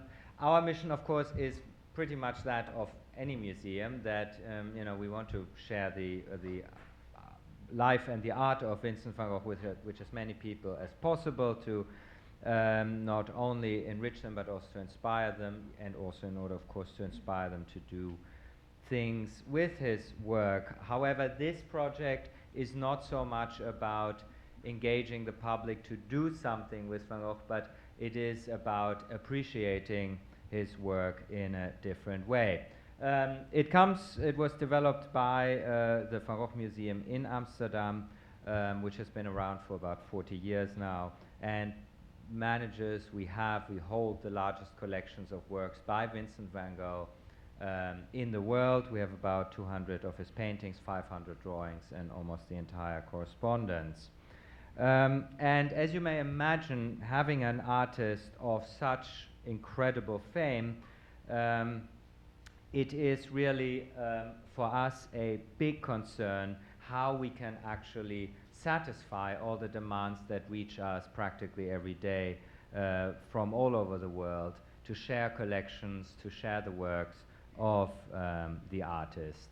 Of course, all of you are deeply familiar with Vincent van Gogh, who had only been active as an artist for 10 years, committed suicide at the tender age of 37, which is of course also part of that myth that has arisen around the artist. I can tell you there's nothing you can do better for your own fame and reputation than committing suicide at a very, very early age.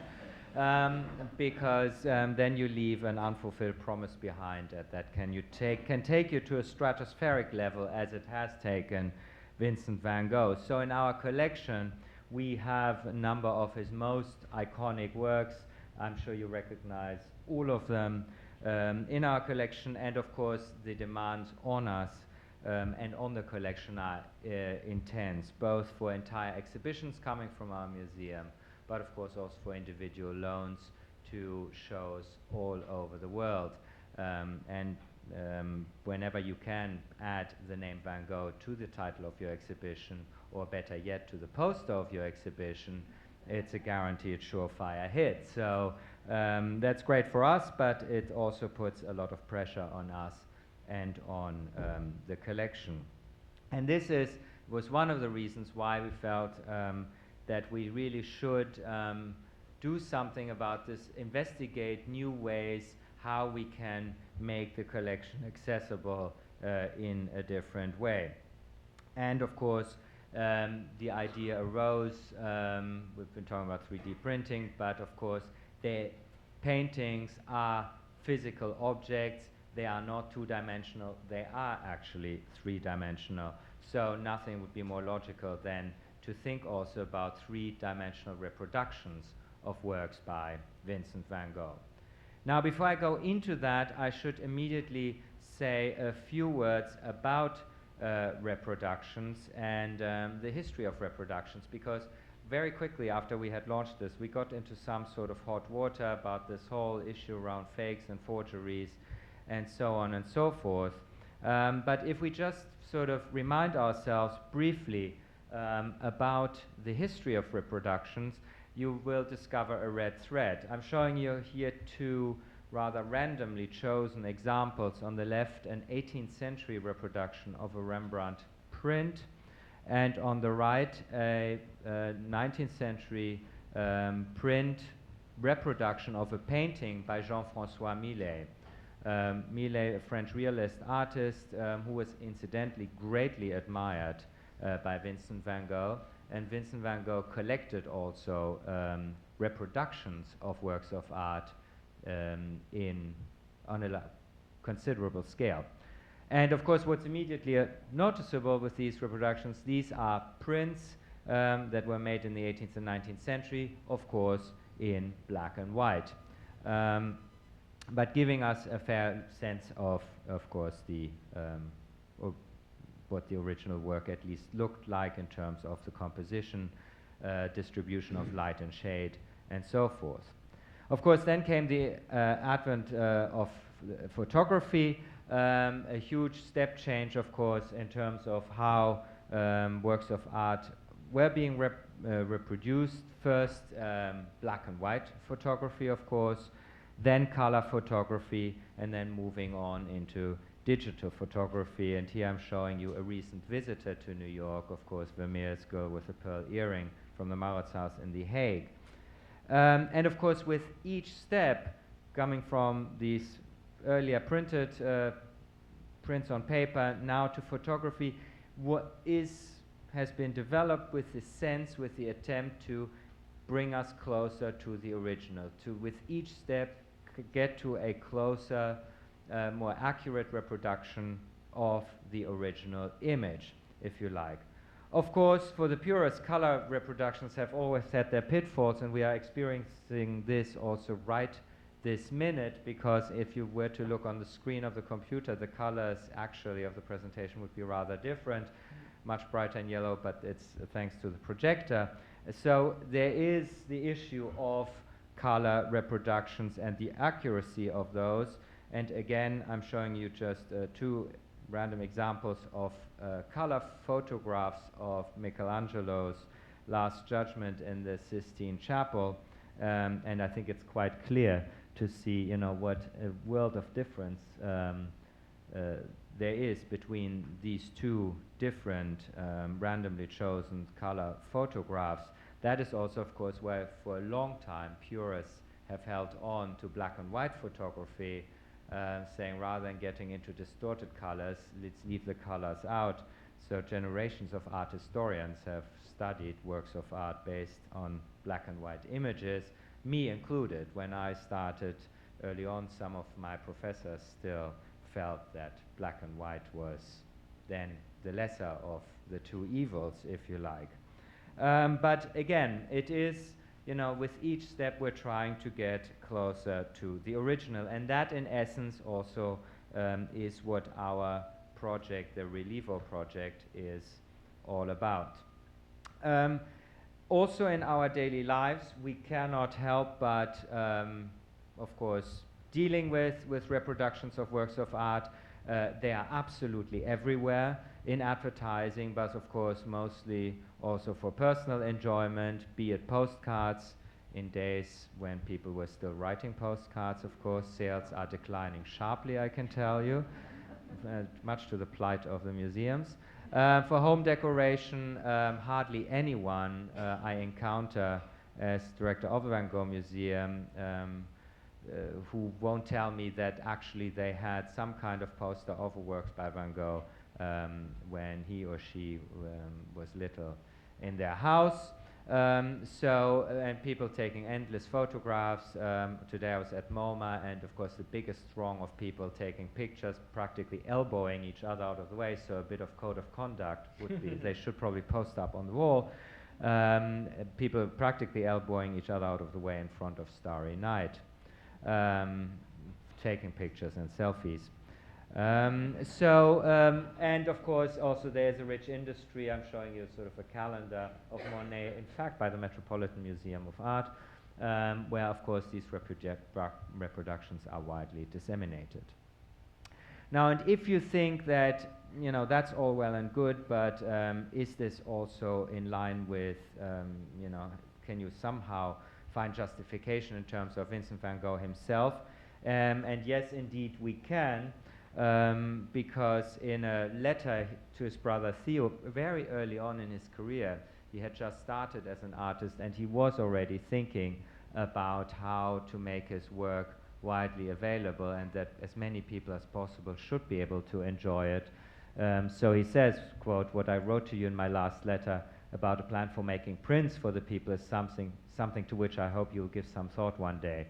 I don't have a fixed plan about this myself as yet, but I don't doubt the possibility of doing something like this, nor its usefulness, nor can I doubt that people can be found whose heart would be in it. In short, I believe it could be done in such a way that no one would need regret having taken part." And so he reiterates these thoughts throughout his career in the letters on several occasions. So Vincent was a great proponent of disseminating works of art also through reproductions. Now, and when you think about Vincent van Gogh, of course, the probably greatest characteristic of his work, apart from, of course, the very readily recognizable imagery, is, of course, his brushwork. The rather almost haptic, three-dimensional quality of his work, the energetic brushwork that is so characteristic and eternal, fascinating for the artist. And of course, that is a dimension that so far we have not really been able to capture. So far, all the reproductions we've been talking about have been two-dimensional, as it were.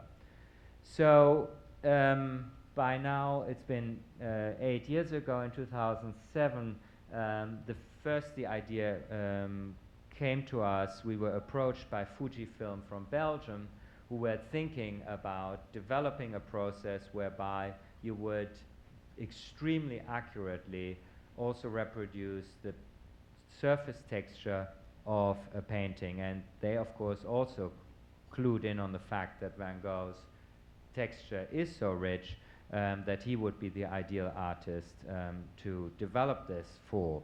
And so we engaged in a partnership with them, and in close collaboration with also our curators, this whole process was developed.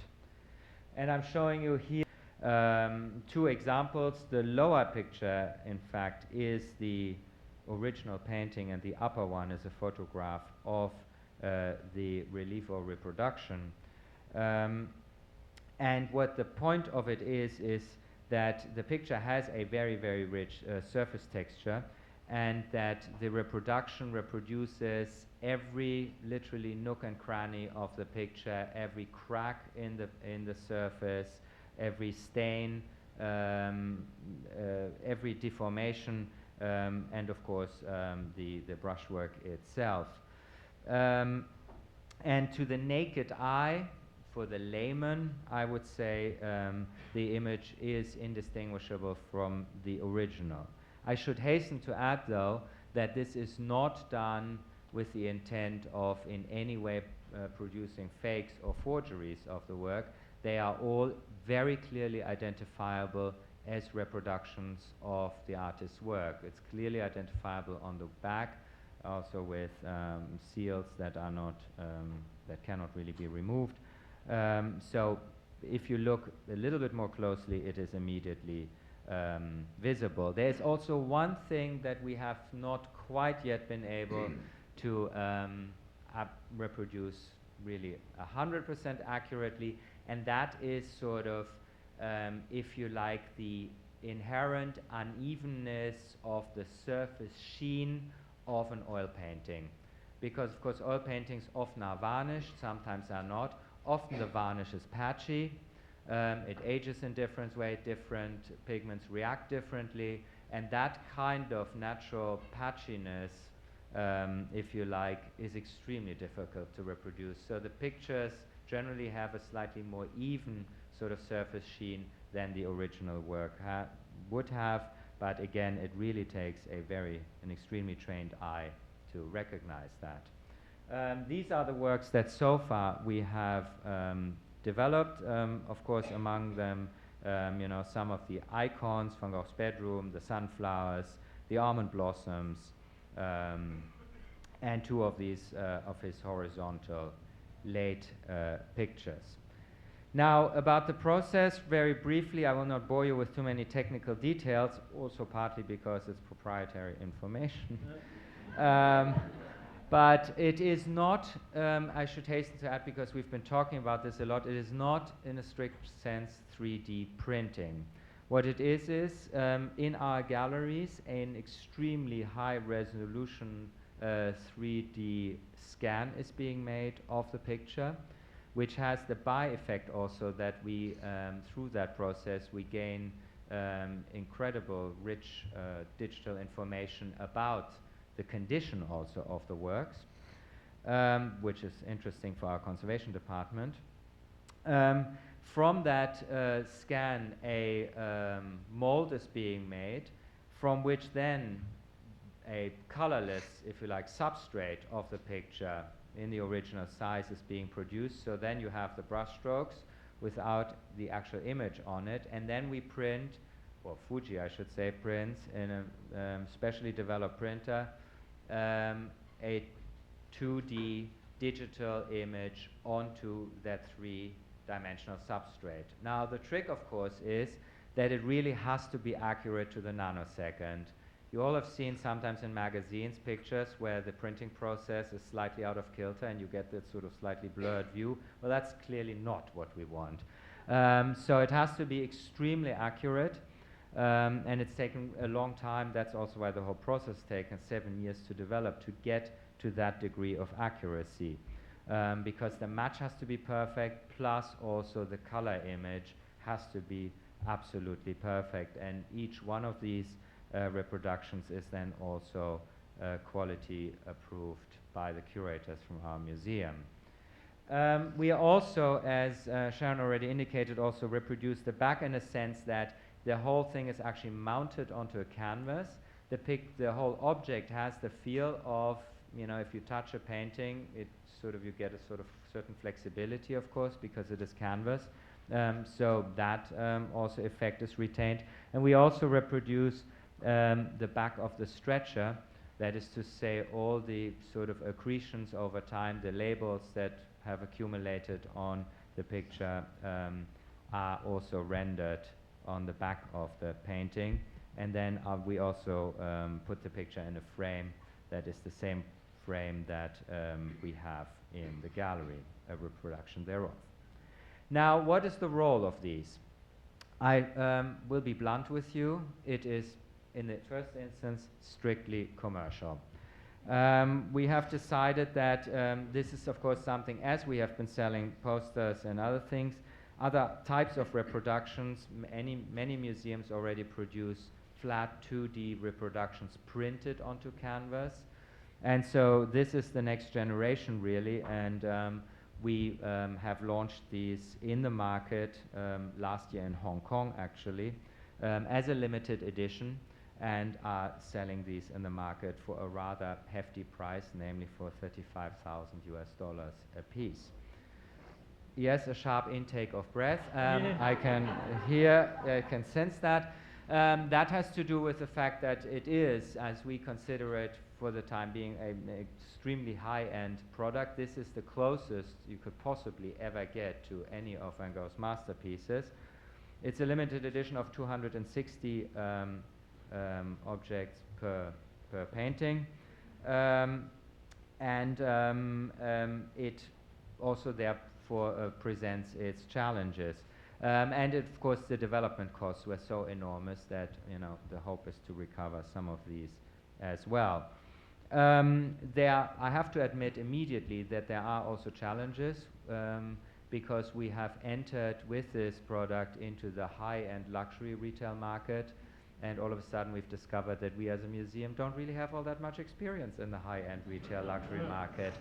And what we've learned really is that it is very difficult, and I make no bones about it, it's very difficult to launch a product for which there is no sort of reference framework.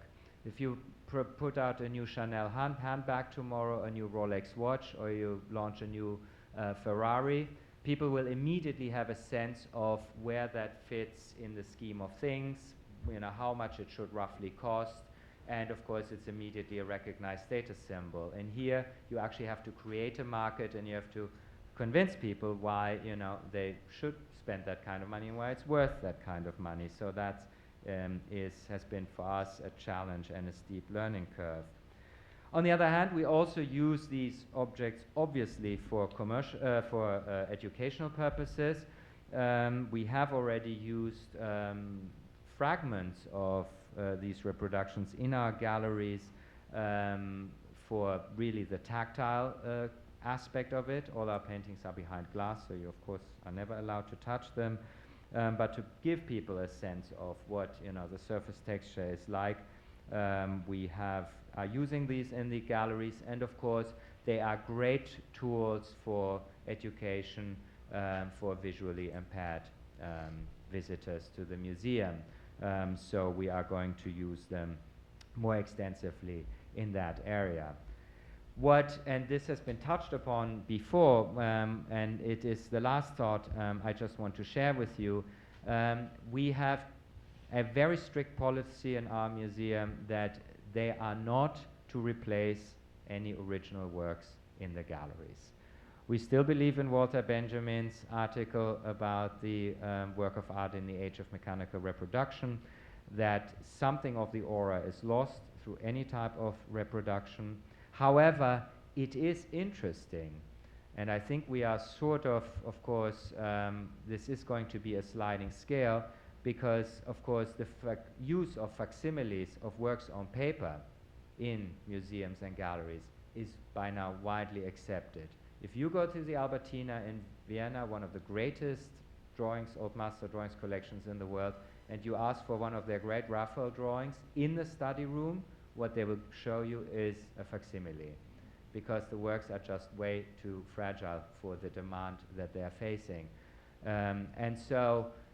And we will also be showing some of our very fragile letters of Vincent van Gogh as facsimiles in the galleries, and that is also among our curators, easily accepted, no discussion. Were I to propose to put the sunflowers in the galleries, if the picture were out on loan, I would probably be crucified. But that is a discussion for another point. I will leave it at this introduction of the project, and would gladly answer questions later. Thank you very much. It's always hard for me to follow all these great creative individuals here. I'm the lawyer on the panel, you know, the heavy. But you can think of it in my work. What I do is I protect the work of creators. I am a former research engineer myself, so I come from that side of the creative world. So let's talk about intellectual property laws and 3D printing. And really this is something in the game of prediction more than looking at the past, because really 3D printing hasn't been around so long that we have a huge body of law to look at. But we can sort of compare 3D printing to the way that the law has been applied to other changes in technology and how it's been used in the creative arts. But I want to just give you a really brief overview. Since I am the last speaker and we're kind of a little bit behind, I'm going to zip through these slides pretty quickly. There are really four basic intellectual property rights that I'm going to talk about. Three of them have a constitutional basis. I'm not going to read you this stuff. But the four rights are patents, marks, copyrights, trade secrets. We've heard a little bit about, I think, all of these on and off today. We haven't really heard that much about trademarks, but it's something that is going to come up in the world of 3D printing, and it's already sort of come up a little bit. Trade secrets, these are the sorts of things that Alex was talking about, proprietary processes. Apparently the Van Gogh Museum decided to keep its process secret. They could have gone after a patent if they'd decided to go that way, and probably too late to do that now. Yeah, I'm going to zip by this. These are the two organizations that sort of administer the patent and copyright processes in this country and how you actually get those rights. A little bit more detail about patents. There are two basic kinds of patents. Utility patents, which protect functional inventions, process, machine, manufacture, composition of matter. There are plenty of patents on artistic methods. And also, of course, design patents, which are ornamental designs. So from a decorative art standpoint, you can, in fact, get a 14-year monopoly on a ornamental design for a functional object. Patent infringement, yes, you can sue people when you have a patent, and that's the way that you exert your rights. Sections A and C of 35 U.S.C. 271 are all about what it is exactly you can do. If somebody without your authority, if you're the patent holder, if someone without your authority makes, uses, or sells your invention, you can sue them. Also, there is what's less well known is something called contributory infringement, which in the world of 3D printing, we talk about making various components on 3D printing machines. Components themselves can be the subject of a patent infringement lawsuit. Copyrights, probably something that you're a lot more familiar with as artists. Copyrights, it's a little bit thinner protection because patents sort of cover the way things work and the way things are set up. Copyrights only protect expression. And in fact, the copyright laws in the United States specifically exempt things that are covered by patents, like ideas, procedures, and so on. And copyright rights, unlike patents, you get copyright rights the minute that you fix whatever it is that you're doing in some tangible form, tangible medium of expression. Patent examination is a much more serious process that takes years. Copyright rights exist pretty much automatically. Registration, on the other hand, there is a sort of not particularly formal process for registering a copyright. There are particular legal advantages to do that. You can get various statutory damages down here in the last bullet point, and attorney's fees. So there are advantages to registering a copyright, and I certainly encourage you to do so. It's a relatively cheap thing. You can do it online. Again, a copyright infringement action can be brought in federal court. The rights of a copyright holder are obviously to reproduce derivative works, which I think John used the word like a mix-up of something, or I forget exactly what you called it. Mashup. Mashup, mashup, that's a derivative work. So you can shut that guy down too, and if you want to, and distribute copies, right? So 3D printing, all of those rights are potentially at issue here. And even display right, of course, is covered by copyright law. So trademarks, probably the least important from an artistic standpoint, although trademarks are worked into works of art sometimes. In fact, one of my firm's clients is a relatively well-known musician who named one of his albums Theraflu, and he obviously got a pretty nasty letter from Pfizer or whoever makes Theraflu. You know, that's really, you know, you should really check with your lawyers before you do something like that. So, yes? Oh, I'm sorry. Can everybody hear me? I project fairly well even without the microphone, so, but I'll stand a bit closer. Registration of trademarks is what makes them so powerful. They are, you know, enforced in federal court, and you know, after a certain amount of time, they become incontestable. But I'm going to just breeze by some of these things. So again, you know, these are federally enforced rights. Trade secrets. This is the proprietary process that Axel talked about. If you invent something, but you don't feel like seeking patent protection, you can keep it secret. And the trade secret law basically says that anything that has commercial value, if you take the commercially reasonable steps to protect it, and somebody steals it, then you can go after them for you know, infringement of your trade secret rights. And I'll give you some examples. You know, 11 herbs and spices, Google search algorithm, and I think what's most important with respect to 3D printing is manufacturing specifications. A file that you create for a 3D print becomes a trade secret unless you put it up online somewhere. And if somebody gets a hold of it and you know, surreptitiously makes a 3D print, you could go after them for a trade secret infringement. There's a Uniform Trade Secrets Act is actually something that has been adopted by virtually all of the states in the United States.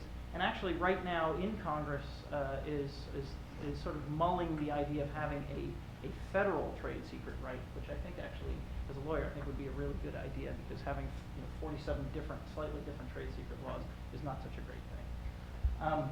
So I'm giving you a sort of an example. I want to give Jesse Oppenheim, associate at my firm, a shout out for coming up with the idea of making a wine glass that has brass knuckles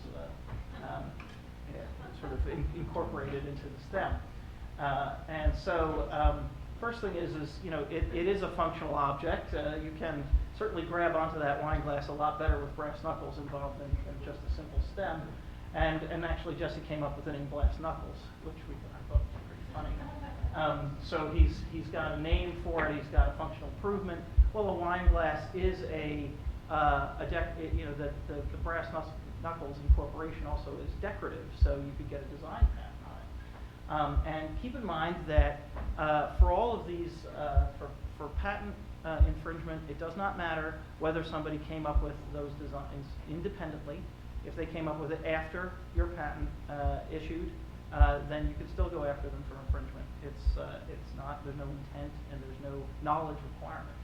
On the other hand, copyright is a little bit different.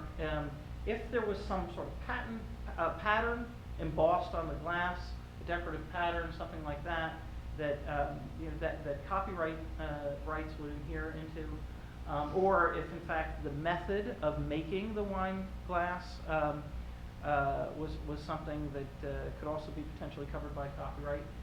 You know, the design file, if there was manufacturing specifications, could also be copyrightable.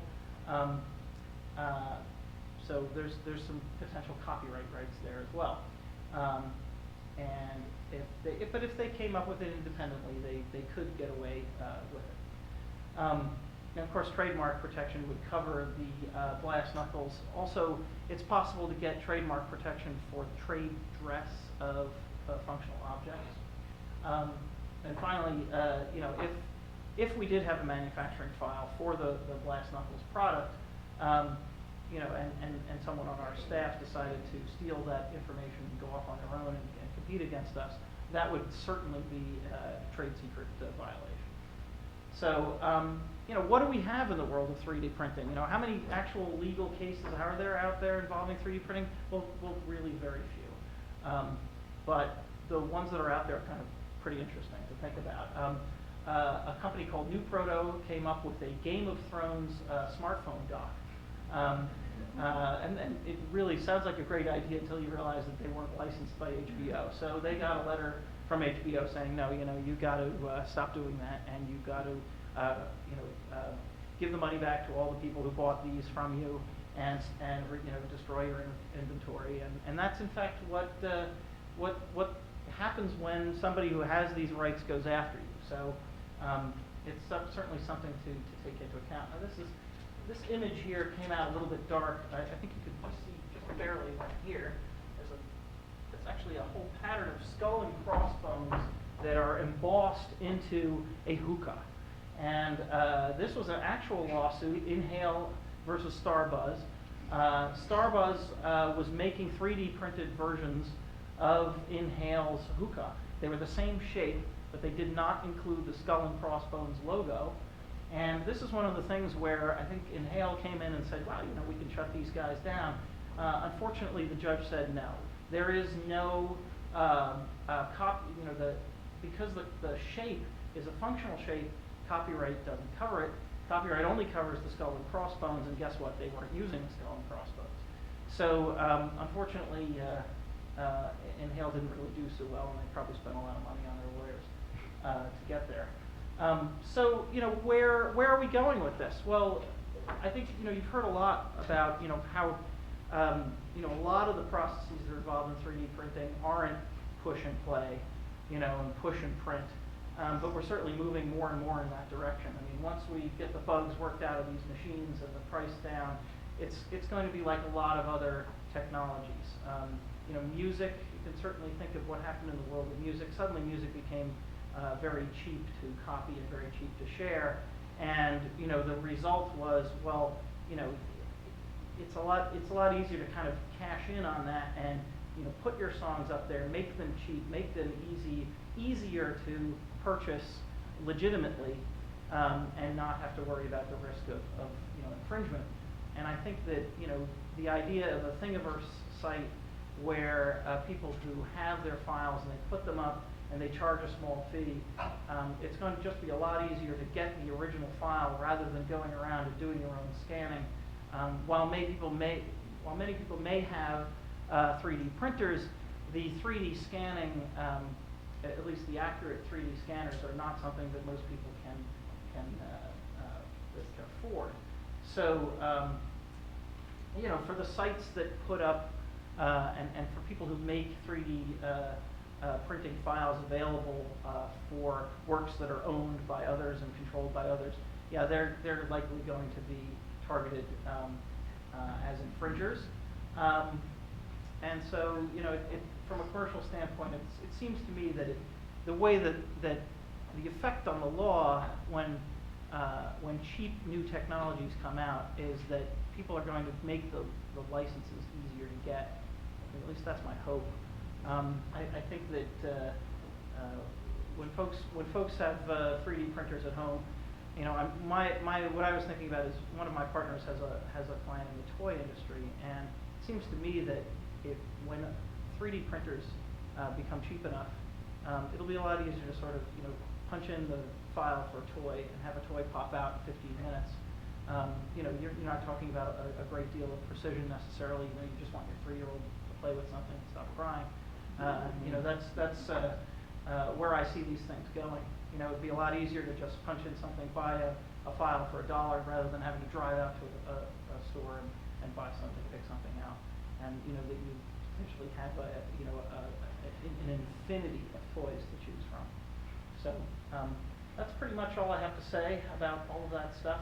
And again, I'd like to thank Jesse Oppenheim for his help in putting together this presentation. Thanks very much.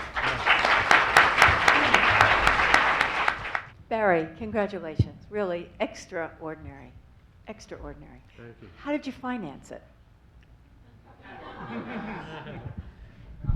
It's amazing. It's the same question I got at a recent talk I gave to students of the New York Academy. I thought they'd be inspired by the ideas and the concepts, and the first question was, where do you get all that money to make those things? That's part of my job. To make sculpture, you need to be able to convince people, not in a dishonest way, to believe in your dream and support you in it. And I think creating sculpture is me going around talking to people, as well as wielding sandpaper and polishing something. I just think I'll do whatever it takes to get something made, and I realize to make work at the level that I'm aiming for takes a lot of money, and you have to figure out ways to fundraise. Is there another question out there? My question concerns creativity versus technology. And we have seen things happen in the education field. We have seen cell phones take over for phones. We have seen e-books take over for books. We've seen a lot of dramatic changes. And I'm just wondering whether you feel, as a panel, will the 3D printer enhance the creativity of young people and adults, or will it hamper? What's your impression? Does anyone want to tackle that? Me. Maybe Don is the right person for this. I would never say technology versus creativity. I mean, we've always used tools to express our creativity. From the beginning, when we had fire, we realized we could make cave paintings. So I think technology has always gone hand in hand with creativity, and creative people have always found new ways to take technology and do unexpected things with it, to express themselves in ways that, just yesterday we wouldn't have imagined possible. And I think giving kids access to more tools to do more creative things, especially very open-ended tools like 3D printing, they're going to come up with things that we sitting here can't possibly imagine. I'd like to ask Axel something, because I was under the impression there were 5, is it relievos or relievos? Relievos. Relievos, okay. That there were 5, but I noticed on your slide you had 9. So have you added 4 more to this? Yes, we have. I mean, it's so far open-ended. We have yet to see, where this will lead. But we started out with 5 indeed. That was the first edition, and then we added 4 more. There are others in the works, but also we have to see what the market does with them before we, go any further with it.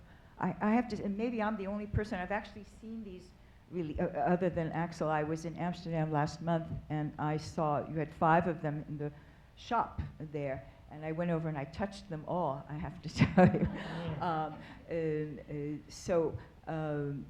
The Impasto was really an incredible replication, and the color, but as I mentioned to you, I thought the one thing that was missing was the luster of and you allude to this, of oil paint. It just, from a distance, even I could see from a distance, whereas on the web they're extraordinary. And the Impasto is extraordinary. You really have the feel of it and the look of it and the color. I've never seen reproductions as good in color as that. But the sheen of oil is... Well, it's they just not vary there, also yeah. from, some are easier to do a little bit more successful than others. And of course, it is really only a technology that comes into its own with pictures that have a rich, surface texture. To do a Vermeer with it is sort of pointless because they're flat as a mirror. So I mean, it also has to be, and it is made for works that, and you could easily imagine, and surely this will, is only the logical next step, and many more companies, organizations are going to develop that technology as well. And there's lots of also contemporary art, much more modern 20th century painting that could greatly benefit as for reproductive purposes from that technology eventually. Okay, time for just one more question, if there is one. If not, we'll all go, and we've deserved a glass of wine outside. So why don't we thank our fabulous audience and ask them any questions outside.